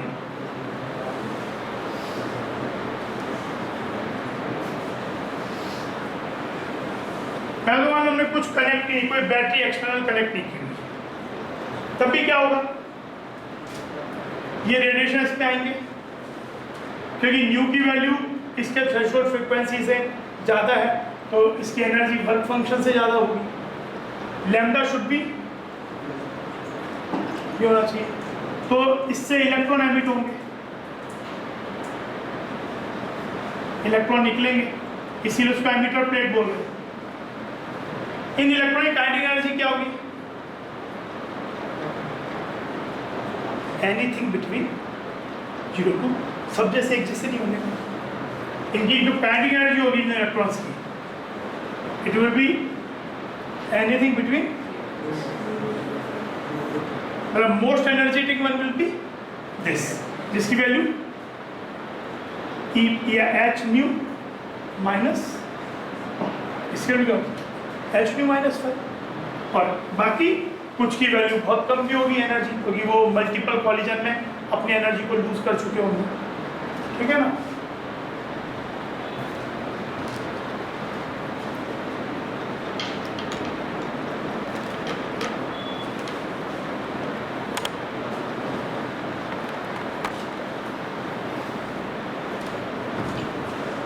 ये हो गया। अब यानी ये एनर्जी कोई भी जीरो से लेके इसके पीछे कुछ भी हो सकती है। तो क्या होगा, जब ये इलेक्ट्रॉन्स बाहर निकलेंगे, यहां से तो बाहर निकल गए, जो हमारा कैथोड रे ट्यूब था उसमें तो क्या था, बाहर भी दूसरे करंट से निकल रहे थे अट्रैक्ट करके, और फिर ये वाली प्लेट जो कि पॉजिटिव प्लेट होती थी वो अट्रैक्ट करके और मूव कर लेती थी। पर यहाँ भी हमने कुछ कनेक्ट नहीं, अभी कोई चीज़ कनेक्ट नहीं की, इसको एक पॉजिटिव पोटेंशियल नहीं दिया इसके रास्ते, जो इनकी खुद की एनर्जी है उसके भरोसे ही हम बैठे हुए हैं। तो क्या होगा कि कुछ इलेक्ट्रॉन्स तो इतने कम एनर्जी के होंगे, अच्छा आपस में भी यहाँ पे बहुत से इलेक्ट्रॉन्स होते हैं जो रिपेल भी कर रहे होंगे, तो बहुत से इलेक्ट्रॉन जो कम एनर्जी के यहाँ तक पहुँच नहीं पाएंगे, बहुत थोड़े से इलेक्ट्रॉन जिनकी एनर्जी हाई है वो यहाँ पर इधर पहुँच जाएंगे। तो बहुत थोड़े से अगर हम कोई मैकेनिज्म ऐसा डेवलप नहीं करते हैं, मतलब दोनों ही प्लेट को सेम पोटेंशियल पे रखते हैं, तो जो फोटो इलेक्ट्रॉन्स निकले उसमें से कुछ ही इलेक्ट्रॉन्स जो कि रिलेटिवली मोर एनर्जी वाले हैं वो इस प्लेट तक पहुंच पाएंगे।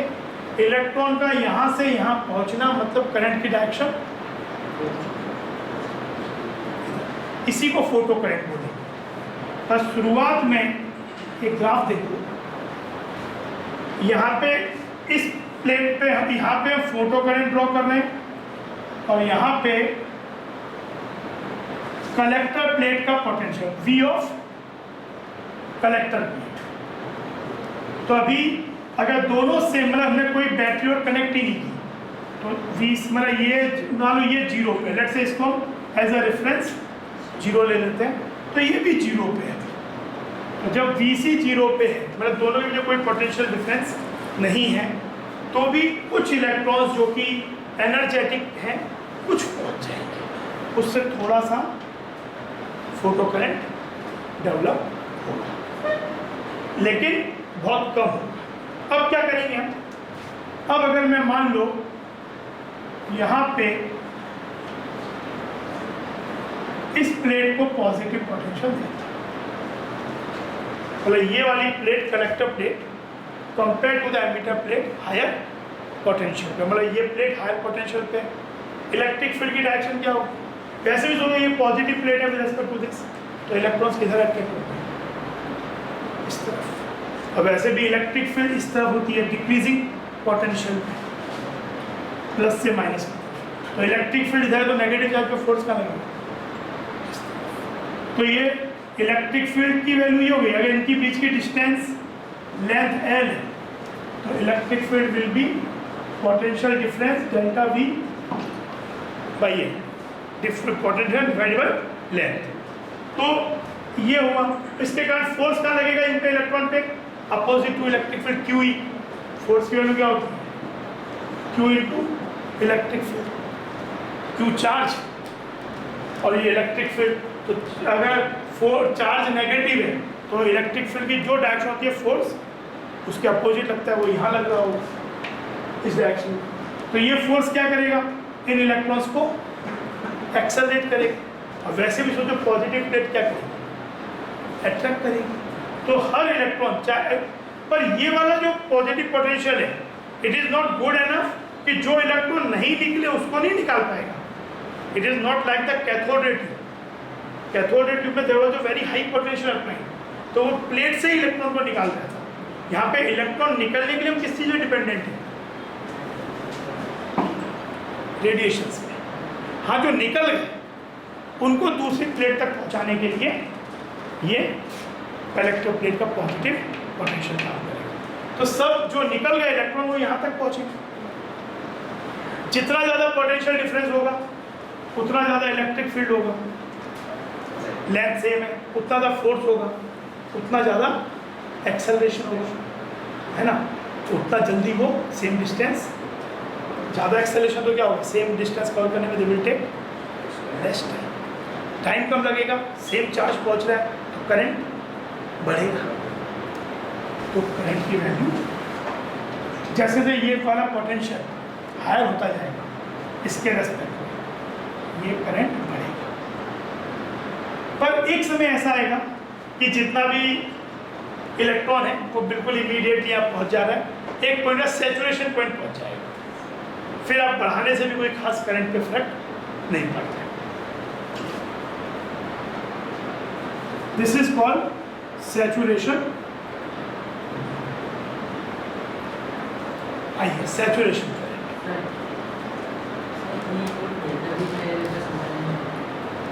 एक बार तो समझाना। हाँ बस इतना अभी पूरे उस पर तो मत जाओ, तो पूरा इलेक्ट्रोस्टैटिक का जो है, अगर पोटेंशियल डिफरेंस मेरे पास दो प्लेट के बीच में, मान लो ये लेंथ 1 मीटर है और ये 5 वोल्ट पे और ये 0 वोल्ट। अच्छा, पोटेंशियल डिफरेंस ये 5 और 0 भी हो सकता है और 10 और 5 भी हो सकता है, रेफरेंस मेरे ऊपर है। अगर मैं 5 वोल्ट का पोटेंशियल डिफरेंस बोल रहा हूँ तो दैट कुड बी, हम इजी रखने के लिए जो एक को 0 को 5 मान लेते हैं, बट यू कैन से 5 और 10 भी बोल सकते हो। तो जो पोटेंशियल डिफरेंस है डेल्टा डिवाइडेड बाई जो डिस्टेंस बिटवीन देम, अगर यूनिफॉर्मली चेंज हो रहा है तो by length is the electric field between this two. और इलेक्ट्रिक फील्ड डायरेक्शन क्या होती है, वो होती है हायर से लोअर की तरफ। एक्चुअली आगे जब इलेक्ट्रोस्टैटिक पढ़ोगे तो पूरा एक्सप्रेशन पढ़ोगे, dV इक्वल टू, मैंने माइनस लिखा भी नहीं है, एक डॉट, मतलब आगे आएंगी चीज़ें। तो ये एक्सप्रेशन जो फाइनली, पर दिस इज एक्सप्रेशन जिससे ये वाली बात भी निकलेगी और इससे वो भी निकलेगा, ई वेरी कर रहा है तब भी निकलेगा, यहाँ पर माइनस भी है, तो ये आगे आएगी चीज़ें। लेकिन अभी बस इतना, अभी हमारे पास कोई एक दो प्लेट के जो पोटेंशियल डिफरेंस दिया है, प्लेट के बीच की डिस्टेंस दी है, तो potential difference by length is the electric field. और इलेक्ट्रिक फील्ड डायरेक्शन क्या होगी, in the direction of decreasing potential. ठीक है, तो ये हो गया। तो इलेक्ट्रिक फील्ड इस तरफ हुआ तो नेगेटिव चार्ज पे फोर्स इस तरफ हो जाएगा, equal to force equal to mass into acceleration, acceleration E by m। फिर आपने पढ़ा होगा L इक्वल टू u0 मान लें एक बार, या है तो ut plus half AT square, अगर a कांस्टेंट होता है तो इस तरीके से बोले। अभी ये बता रहे कि यहाँ पे जितना ज़्यादा एक्सेलरेशन होगा उतना कम टाइम लगेगा सेम डिस्टेंस को ट्रेवल करने में, और जितना ज़्यादा पोटेंशियल डिफरेंस होगा उतना ज़्यादा इलेक्ट्रिक फील्ड होगा, जितना ज़्यादा इलेक्ट्रिक फील्ड होगा उतना ज़्यादा फोर्स होगा और उतना ज़्यादा एक्सेलरेशन होगा। तो जैसे जैसे मैं पोटेंशियल ऑफ कलेक्टर प्लेट बढ़ाता जाऊँगा, ये इलेक्ट्रॉन्स पे फोर्स बढ़ता जाएगा और सेम डिस्टेंस को कवर करने के लिए टाइम कम होता जाएगा। करंट क्या होता है, charge divided by time. Charge तो इतना ही पहुँच रहा है पर टाइम कम लग रहा है, करंट की वैल्यू बढ़ रही है, but it increases till a saturation point is. ऐसा नहीं कि आप बढ़ाते जाओ तो बढ़ता ही जाएगा, एक सैचुरेशन पॉइंट आ जाएगा, क्योंकि इलेक्ट्रॉन आपस में रिपेल भी कर रहे हैं। तो एक ऐसा पॉइंट आता है जब आप देखोगे कि बढ़ाने के बाद कोई खास फर्क नहीं, उसको बोलते हैं सैचुरेशन। और जो इंटेंसिटी से प्रोपोर्शनल होता है तो सैचुरेशन करंट होता है। अभी मान लो इंटेंसिटी आई है, आपने ऐसा ही एक और सोर्स लगा दिया, तो इससे क्या फायदा होगा? इस सोर्स को लगाने से फायदा क्या होगा? ज़्यादा फोटॉन्स हिट करेंगे। क्वालिटी ऑफ फोटोन वही है, kmax इलेक्ट्रॉन का निकलने वाला वही है, पर ज़्यादा फोटॉन्स हिट करेंगे तो ज़्यादा इलेक्ट्रॉन्स उसी रेशियो में निकलेंगे। तो इलेक्ट्रॉन जब डबल निकले तो चार्ज भी डबल पहुँचेगा। करंट तो क्या होता है? Charge by time. तो चार्ज डबल पहुँचेगा तो करंट भी डबल हो जाएगा। तो जो सैचुरेशन करंट है, अगर इंटेंसिटी आई था तो ऐसा था, अगर आपका ऑलमोस्ट अगर ये 2i पे सैचुरेशन करंट ऐसा पहले IS1 था, ये IS, ठीक है। Saturation current will also get nearly double. ये सब स्टैटिस्टिकल फिनोमेनन है, मतलब ऐसा नहीं है कि कोई बिल्कुल ही ऐसा है कि एग्जैक्टली 2i होना ही चाहिए, क्योंकि इसके तो कोई, जैसे मान लो पहले आपके पास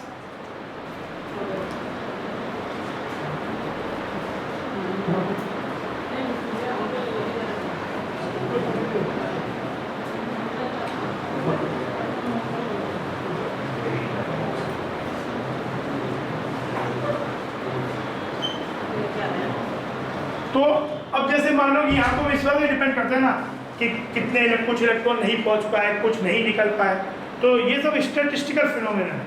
मतलब आप जैसे आप 10-12 पार्टिकल पे लगाओगे, जैसे हम ये बोल रहे हैं कि 100 फोटॉन्स में से ऑन एन एवरेज हिट करते तो 5 इलेक्ट्रॉन निकलते हैं, पर ये गारंटी नहीं कि आप 10 इलेक्ट्रॉन, अगर 10 फोटॉन लोगे तो आपका 100 में से 5 था तो 10 में से 0.5 या 20 में से 1 होना ही चाहिए।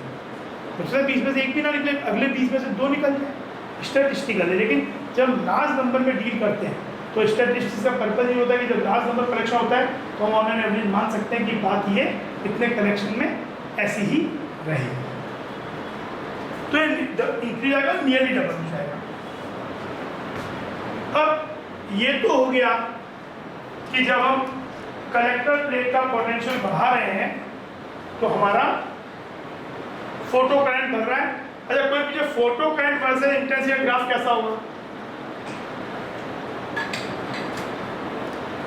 ये तो हो गया I वर्सेस कलेक्टर प्लेट का पोटेंशियल और डिफरेंट इंटेंसिटी पे। कोई बोले I versus small i photo current versus intensity, ये ग्राफ कैसा होगा?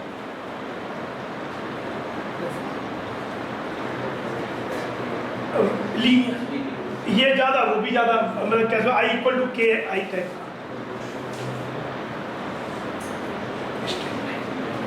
Photo current versus proportional graph, it is I is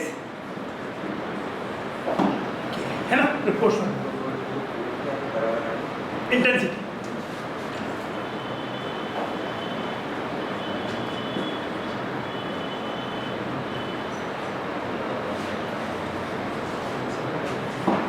photo current. अब अभी तक तो क्या हमारा ये था कि जो भी इलेक्ट्रॉन निकल रहा है सब पहुंचे।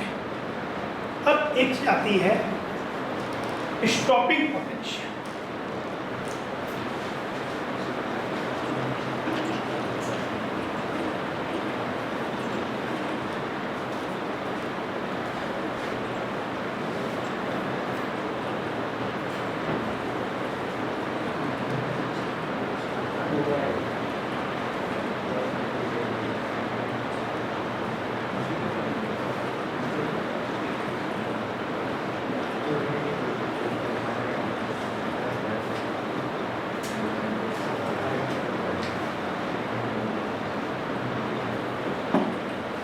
स्टॉपिंग पोटेंशियल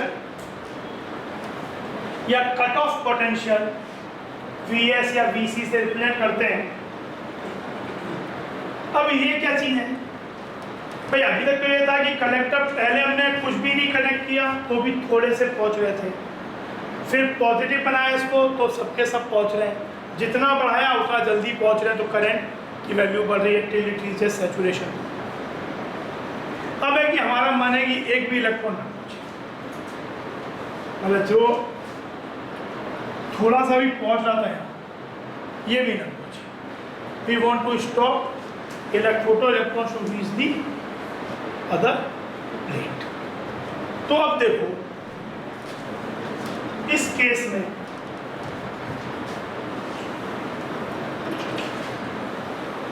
अगर हम ये चाहते हैं कि कलेक्टर प्लेट ऐसा कुछ पोटेंशियल अप्लाई करें कि कुछ भी इलेक्ट्रॉन ना पहुंचे, तो पहली बात ये सिचुएशन तो हमें बिल्कुल नहीं चाहिए।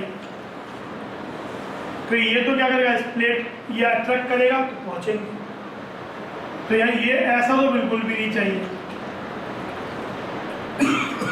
मान लो कुछ बैटरी नहीं कनेक्ट की तब भी कुछ पहुंच जा रहे थे, यानी हमें ऐसे जो पहुंच भी जा रहे हैं उसको पुश बैक करना है। यानी पहली बात, this plate should be at negative potential with respect to, अगर मैं एमीटर प्लेट के पोटेंशियल को जीरो मानता हूँ तो आप ये सोच लो कि मैं इसको मैं जीरो मानता हूँ, it should be at negative.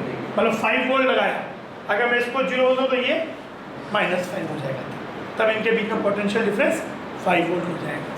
क्योंकि हमने इस प्लेट को तो जीरो माना ही है। जब कलेक्टर प्लेट को बढ़ा रहे थे प्लस वैल्यू बढ़ रही थी, अब हम कलेक्टर प्लेट को नेगेटिव में ले जाएंगे। तो हमारा मेनली एम क्या है कि कोई भी इलेक्ट्रॉन ना पहुंचे, तो कोई भी ये इलेक्ट्रॉन अलग अलग एनर्जी के हैं।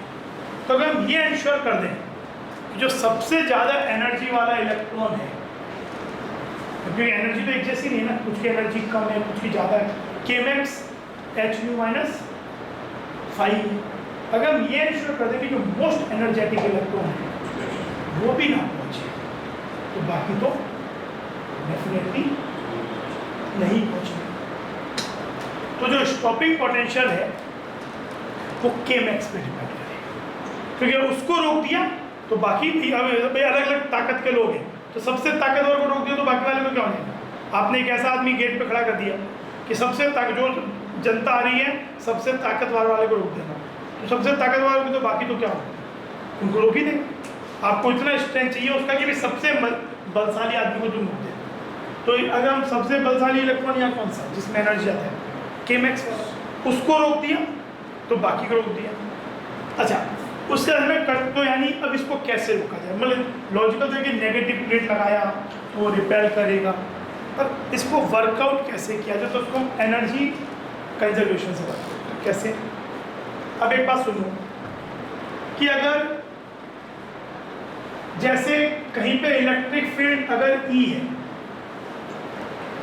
और कोई चार्ज Q है, तो फोर्स उसमें कितना लगता है, Q ही है।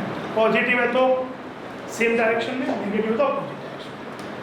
मैंने जब हम लोग वो क्लोजेस्ट डिस्टेंस को पढ़ रहे थे बताया था कि जो चीज़ इलेक्ट्रिक फील्ड और फोर्स है वेक्टर वाइज, वही चीज़ पोटेंशियल एनर्जी और एक तो होती है इलेक्ट्रिक पोटेंशियल। जैसे अगर इस वाले किसी प्लेट का पोटेंशियल V है, और यहाँ पे इस प्लेट का पोटेंशियल V है, और इस प्लेट के पास में कोई चार्ज है Q,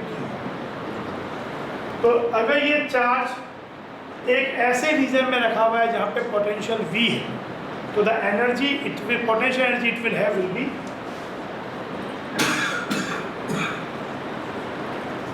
जैसे QE फोर्स होता है वैसे ही Q इंटू पोटेंशियल एनर्जी, जैसे Q into electric field force है, वैसे Q इंटू पोटेंशियल एनर्जी है। अगर एक चार्ज किसी रीजन में रखा जाए जहाँ पे पोटेंशियल V है, तो उस चार्ज की पोटेंशियल एनर्जी क्या होगी, Q इंटू, ये दोनों अपने साइन के साथ लिखे जाएंगे। अगर पोटेंशियल नेगेटिव है, Q भी नेगेटिव है, तो पोटेंशियल एनर्जी पॉजिटिव हो जाएगी। पोटेंशियल नेगेटिव है, Q पॉजिटिव है, तो नेगेटिव हो जाएगी। नेगेटिव वाला अट्रैक्शन, दोनों पॉजिटिव है तो फिर पॉजिटिव हो जाएगी। ये नेगेटिव है, ये पॉजिटिव, नेगेटिव हो जाएगा। ये नेगेटिव है, ये पॉजिटिव, तो नेगेटिव हो जाएगा। तो ये हो गया potential energy U। Electric potential energy equal to charge into electric potential. तो अब ये देखो, अगर यहाँ पे मान लेते हैं कि एक प्लेट का पोटेंशियल यहाँ पे V1 है पहले से, और यहाँ पे इसका प्लेट का पोटेंशियल V2 है। यहाँ पे कोई एक चार्ज Q है, ये भी मैं इससे अलग हटके बात कर रहा हूँ, एक जनरल बात कर रहा हूँ।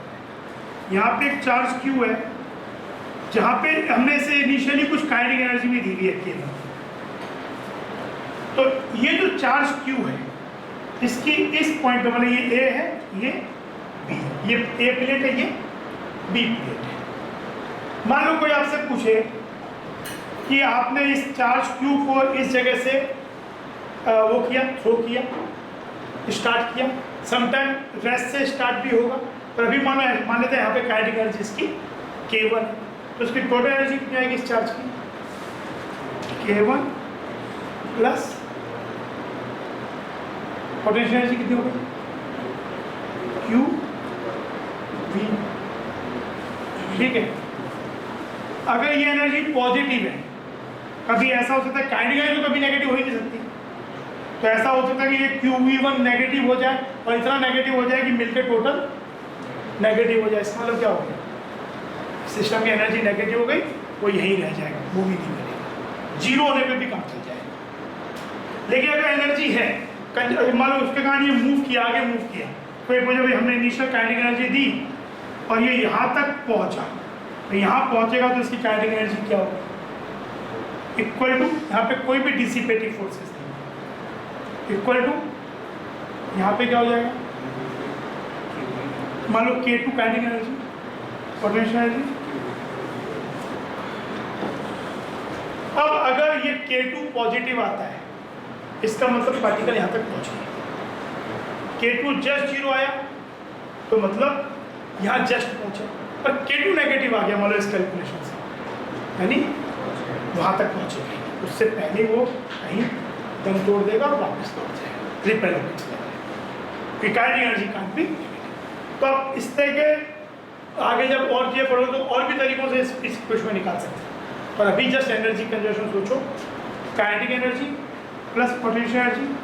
अगर मान लो शुरुआत में बोला जाए कि ये रेस्ट से स्टार्ट किया, काइनेटिक एनर्जी जीरो हो जाएगी। तो ये वाला चीज़ हम दो प्लेट्स के बीच में बहुत बार यूज करेंगे, अभी मैं क्वेश्चन भी कहूँगा इसके लिए। पर इससे पहले चीज़ सोचो कि अभी हमारा पर्पस क्या है, कि जो K मैक्स वाले इलेक्ट्रॉन हैं जिनकी काइनेटिक एनर्जी K मैक्स है, तो इनकी काइनेटिक एनर्जी इतनी है, ये नेगेटिव पोटेंशियल, मान लो इसको मैंने इसको रिलेटिवली जीरो बोल दिया, इसको रिलेटिवली जीरो बोल दिया, तो इसकी ये हो गया सपोज पोटेंशियल Vs। अभी ये मैग्नीट्यूड है, पर एक बार वैल्यू निकालेंगे हम क्या बोलेंगे?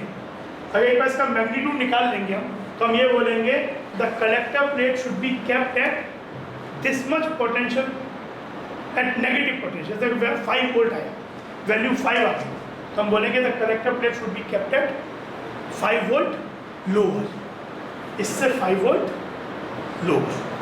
तो एक बार वैल्यू ये जीरो मान लिया, Vs माना, तो यहाँ पे इसका पोटेंशियल एनर्जी कितना हो जाएगा? इलेक्ट्रॉन है तो चार्ज नेगेटिव होगा, माइनस Vs।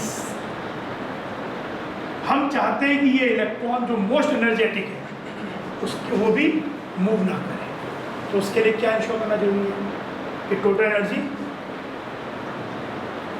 पॉजिटिव ना रहे, या तो जीरो हो जाए या और नेगेटिव हो जाए, पर हमें मिनिमल से काम करना है। हमें मतलब वो है कि एक बार पूरा मार दिया फिर और मारते रहेगा, मतलब नहीं, एक बार उसको रोक दिया फिर और जितना भी फोर्स लगा दो फिर भी रुकेगा।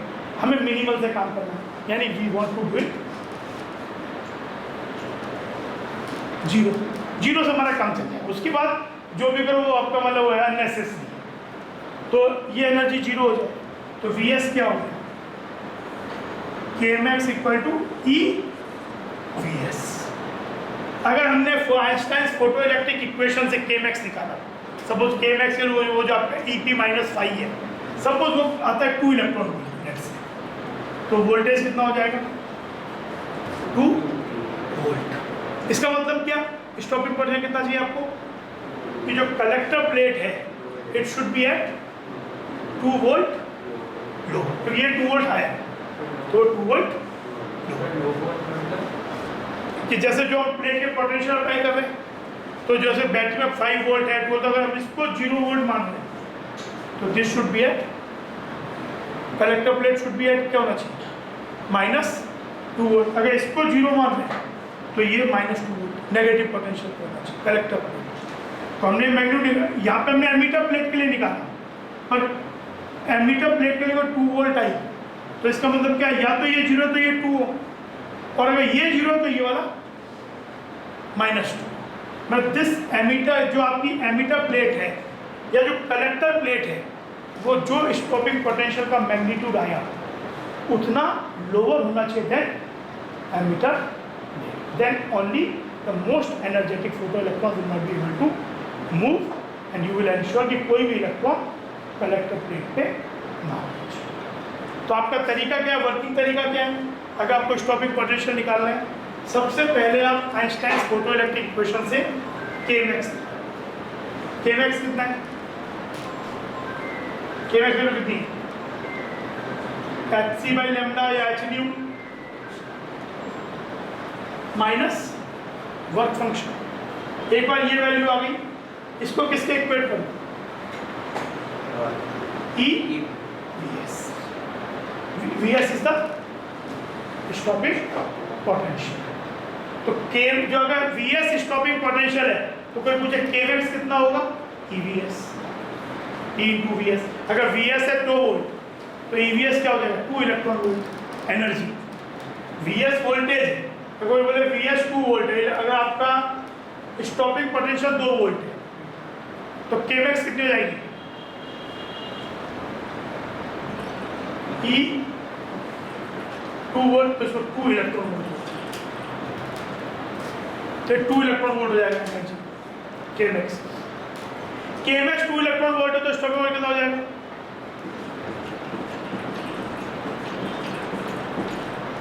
2 वोल्ट। यानी 2 वोल्ट जो कलेक्टर प्लेट है, it should be at 2 volt lower than emitter plate. 5 volt आया मतलब, क्योंकि हम ग्राफ कैसे बना रहे हैं, कलेक्टर प्लेट को यहाँ बना रहे हैं, तो अब कलेक्टर प्लेट अपोजिट डायरेक्शन में हो। जैसे कि स्टॉपिंग पोटेंशियल 2 वोल्ट आया तो पूरा ग्राफ क्या हो जाएगा,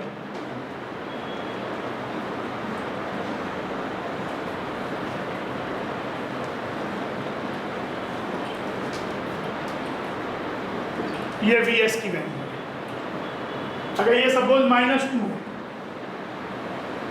इसका मतलब अगर मैं कलेक्टर प्लेट को एमीटर प्लेट के रेस्पेक्ट में -2 वोल्ट पर रख दूंगा, 2 वोल्ट लोअर रख दूंगा, तो no electrons will be able to reach the collector plate. तो ये पूरा ग्राफ हो गया, इंटेंसिटी आई। अब मुझे बताओ इंटेंसिटी का अफेक्ट स्टॉपिंग पोटेंशियल करेगा, will it affect, will the intensity affect stopping potential? क्यों? स्टॉपिंग पोटेंशियल किस बात पे डिपेंड करता है, Kmax, और Kmax h2 - 5 केवल u पे डिपेंड करता है। तो stopping potential is not change by, अगर मैटर नहीं बदला और इंटेंसिटी बदली लेकिन फ्रीक्वेंसी नहीं बदली तो स्टॉपिंग पोटेंशियल नहीं बदलती। Stopping depend on Kmax। जिन चीज़ों से Kmax नहीं बदलता उन चीज़ों से स्टॉपिंग पोटेंशियल भी नहीं बदलता। Stopping potential is simply Kmax divided by E। वो वैल्यू निकाल ली और उसके बाद आपके पास उतना voltage collector plate should be at lower volt than the emitter. यही हमने एमीटर को 0 पे माना, तो यहाँ कलेक्टर क्या हो गया, नेगेटिव पे आ गया। अच्छा, अब कोई क्वेश्चन आपसे ये पूछे कि फ्रीक्वेंसी डबल कर दिया तो स्टॉपिंग पोटेंशियल पे क्या इफेक्ट पड़ेगा? अगर फ्रीक्वेंसी चेंज करेंगे तो स्टॉप में चेंज होगा, तो फ्रीक्वेंसी डबल करने पे स्टॉपिंग पोटेंशियल ग्राफ कहाँ जाएगा? Kmax पे क्या इफेक्ट पड़ रहा था, K becomes मोर देन डबल, है ना? K की वैल्यू क्या थी, मोर देन डबल। स्टॉपिंग पोटेंशियल क्या है, Kmax बाई E, यानी स्टॉपिंग पोटेंशियल भी क्या हो जाएगा, जैसे ये जो वैल्यू है, मतलब फ्रीक्वेंसी ν1 पे ये वैल्यू है, हमें फ्रिक्वेंसी डबल कर दिया तो क्या होगा, -2 वोल्ट अगर था तो -4 से और ज़्यादा नेगेटिव, कि केमेक्स क्या हो गई, मोर देन डबल, तो स्टॉपिंग पोटेंशियल मैग्नीट्यूड भी क्या हो जाएगा, मोर देन डबल, यानी 4 वोल्ट से भी और ज़्यादा नेगेटिव। तो आपको कई बार ऐसे ग्राफ आ जाते हैं कि अगर फ्रिक्वेंसी डबल कर दिया तो किसी में पूछ लिया कि ये -4 वोल्ट से जा रहा है, कहीं पे यहीं से जा रहा है, कहीं पे इधर से जा रहा है, कहीं पे यहाँ से जा रहा है, तो आपको ध्यान रखना है कि फ्रिक्वेंसी अगर डबल किया तो stopping potential will become magnitude wise more than double, यानी magnitude wise more than double होने का मतलब क्या, पहले अगर 2 वोल्ट था तो अब कितना हो गया, 4 से ज़्यादा हो गया, तो 4 से ज़्यादा मतलब नेगेटिव भी 4 से इधर जाएगा, मैग्नीट्यूड वाइज। और इंटेंसिटी का इफेक्ट इस पर नहीं पड़ेगा, जैसे कि आपके पास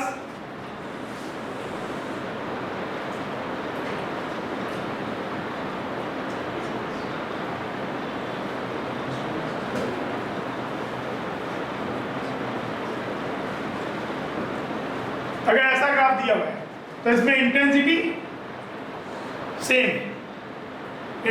सेम, लेकिन स्टॉपिंग पोटेंशियल्स अलग अलग है। तो भाई मुझे न्यू2 न्यू1 में क्या रिलेशन है, फ्रिक्वेंसी में कौन सा ज़्यादा है, विच फ्रिक्वेंसी है, न्यू2 और न्यू1, जिसका स्टॉपिंग पोटेंशियल ज़्यादा नेगेटिव है उसकी फ्रिक्वेंसी भी ज़्यादा, फ्रिक्वेंसी ज़्यादा तो केमेक्स ज़्यादा, केमेक्स ज़्यादा तो स्टॉपिंग पोटेंशियल का मैग्नीट्यूड ज़्यादा, तो न्यू2 ग्रेटर है। अगर केवल इंटेंसिटी बदलेंगे तो क्या होगा,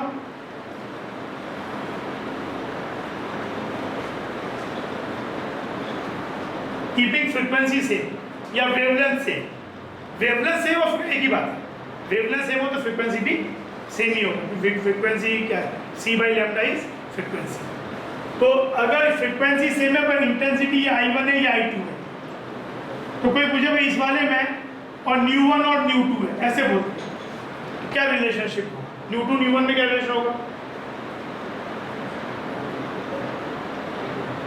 न्यू2 न्यू1 क्या रिलेशन होगा, स्टॉपिंग पोटेंशियल क्या है, सेम, यानी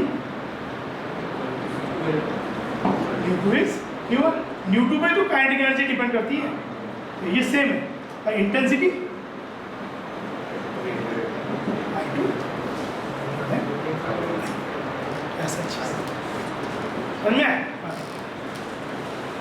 तो आपका जो Kmax है वो ये है, और Kmax is EVS, stopping potential, और Kmax को इलेक्ट्रॉन वोल्ट में दिया हुआ है तब तो बिल्कुल आपको E हटा देना है, काट देना है। अगर Kmax आपका 5 इलेक्ट्रॉन वोल्ट है तो स्टॉपिंग पोटेंशियल 5 वोल्ट, 5 वोल्ट, ठीक है ना।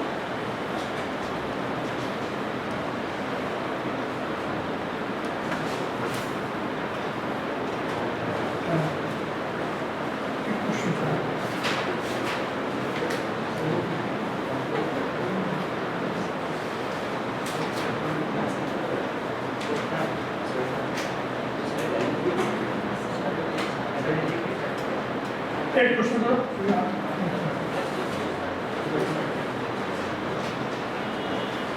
The maximum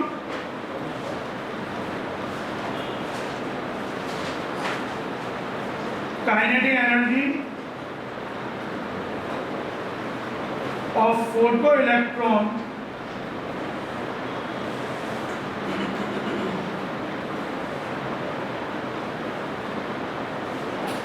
emitted from a surface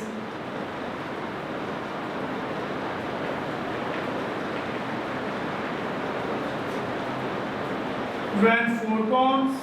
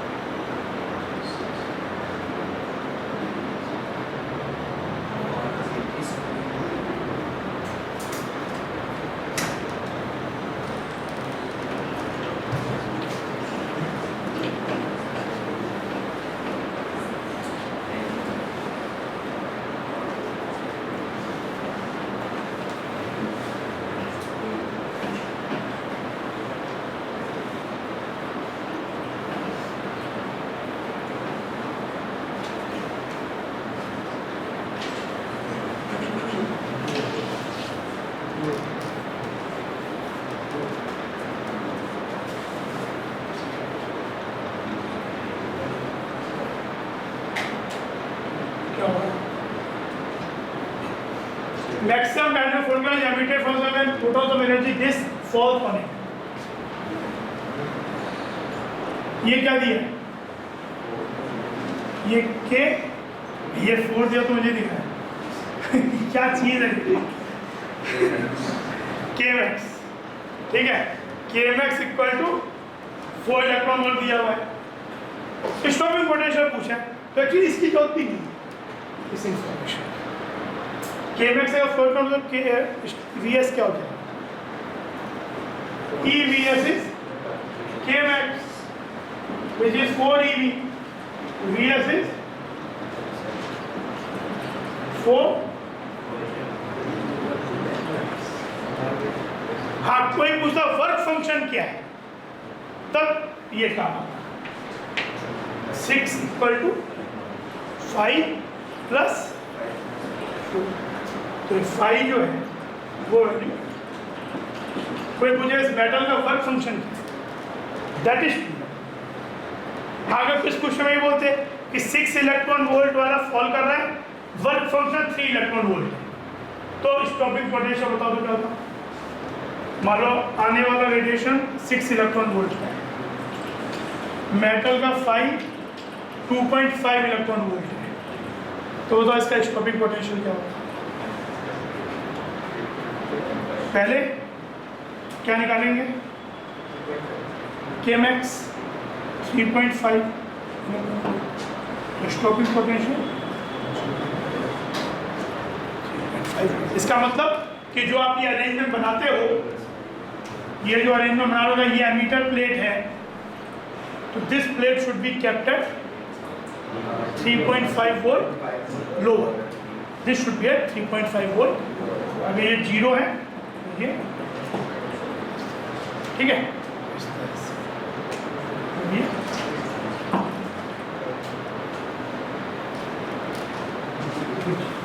ठीक है। नेक्स्ट क्लास में थ्योरी तो हो ही गई है, कुछ क्वेश्चन